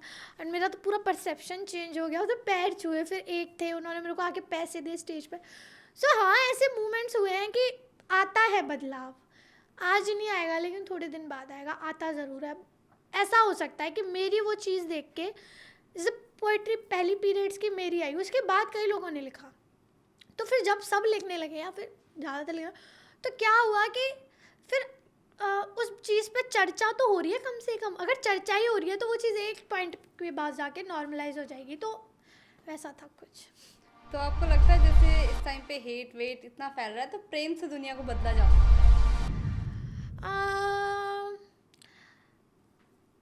Most of the time बदला जा सकता है, लाइक 10 में से 7 और 8 टाइम्स। पर लातों के भूत भी होते हैं कुछ जो बातों से नहीं मानते हैं। एंड तो मुझे लगता है कि फिर आपको लाइक जैसे कुछ लोग हैं, अब जैसे मैं अपनी ही ले लूँ, लाइक मैं अपनी लव लाइफ से अभी के सिनेरियो का थोड़ा एग्जांपल दूंगी कि I tried a lot to change a person with love. मैंने बहुत ट्राई किया, लाइक मेरी जो कैपेसिटी थी, जो मेरी लिमिट थी, मैं खुद अपनी नज़रों में गिर गई, इतना ट्राई किया। लाइक मेरे को जब चीज़ें नहीं एक्सेप्ट करनी चाहिए थी, मैंने वो एक्सेप्ट कर ली। सो आई गेस बट वो सॉल्यूशन नहीं था, बिकॉज किसी की फितरत में ही है। जैसे कहते ना, वो एक साधु था, वो उसको वो बिच्छू को बार बार हाथ पर रख रहा था, क्योंकि वो कह रहा था वो मेरी नियति है। बट भाई कितना भी आप मर जाओगे, बट वो तो बिच्छू है, वो काटेगा, एंड उसमें उसकी गलती नहीं है। इट्स लाइक उसकी कर्मा, उसकी संस्कार, उसकी अपब्रिंगिंग या उसकी सिनेरियोज ऐसे हैं। So you have to cut off such people. तो आपको फिर स्ट्रॉन्ग बन के आपको कट ऑफ। तो एक लास्ट मैसेज जो नए राइटर्स बन रहे हैं या जो पोइट्री के फील्ड में आने वाले हैं या यंग जनरेशन को जो आप देना चाहती हैं मैसेज? मैं चाहूँगी कि आप अपनी लाइफ को, अपने दिमाग को, अपने थॉट्स को बहुत प्यूरीफाई रखो। आप खूब पढ़ो, खूब कुछ करो, बट आप जब लिखो तो वो आपका ही होना चाहिए। एंड वो तभी होगा जब आप खुद में ज़्यादा इंटरेस्टेड होगे, बजाय और किताबों के और राइटर से ऑब्सेस्ड होने से। अच्छा है किसी से ही मतलब इतना ऑब्सेशन नहीं होना, बस सीखना है और उनको इंसानों की तरह देखना है। जैसे मैंने देखा है कि लोग जो मतलब बहुत अच्छे भैया पुराने राइटर्स हैं, बहुत उन्होंने मेहनत की। मैं कहती हूँ कि ये कहते हैं कि 1000 शेर लिखने के बाद एक इंसान काबिल बनता है एक गज़ल लिखने के, है ना। तो मैं ये कहती हूँ कि उनकी मेहनत को प्रणाम करो, ठीक है, बट ऐसे देखो कि वो भी इंसान थे। उन्होंने अपनी लाइफ के एक्सपीरियंसेस के हिसाब से, अपनी नॉलेज के हिसाब से कुछ लिखा। उनका लिखा हुआ पत्थर की लकीर नहीं है, ठीक है। उन्होंने प्रेम के बारे में कुछ कह गए, तो दैट इज़ नॉट कि वो कुछ यूनिवर्सल हो गया। वो उतना ही सच है जितना तुम अपनी लाइफ में इस वक्त एक्सपीरियंस करते हुए कुछ लिख दो। मैंने बहुत सारे राइटर्स को ना उनकी लाइफस्टाइल से, और बड़े बड़े राइटर्स जो पुराने हैं उनके मतलब ऐसे तबाह होते देखा है। कुछ लोगों ने दिमाग में बिठा लिया है कि वो खुद को उस जगह, उस लेवल पे ले जाके मोहब्बत के तबाह कर लेंगे, बिल्कुल ही उस पर फील कर लेंगे या खुद को एकदम तरसा लेंगे, तब वो जाके लिख पाएंगे। मेरे को ऐसा नहीं लगता। सबके अपनी लाइफ, सबके अपने एक्सपीरियंस, एंड वो भी इंसान थे जो कुछ कह गए, जो कुछ लिख गए, एंड हमको रिस्पेक्ट करना चाहिए उनकी कला का, ठीक है। बट आपके एक्सपीरियंस आप उतने ही इम्पॉर्टेंट है, उतने ही अलग हैं। सो आपको खुद से ऑब्सेस्ड होइए, खुद को जानिए कि आपको क्या लिखना है, एंड अपना फोटे पता करिए, बस। थैंक यू सो मच, आपने जो है अपना वैल्यूबल टाइम हमको दिया। थैंक यू सो मच पाकी। थैंक यू मुझसे इतनी बात करने के लिए। मुझसे कोई इतनी बात नहीं करता। Thank you. तो ये थी हमारे साथ पाकी जी, जिन्होंने अपने लाइफ के एक्सपीरियंस हमारे साथ शेयर करे। तो ऐसे इंटरेस्टिंग पॉडकास्ट के लिए बने रहे हमारे साथ।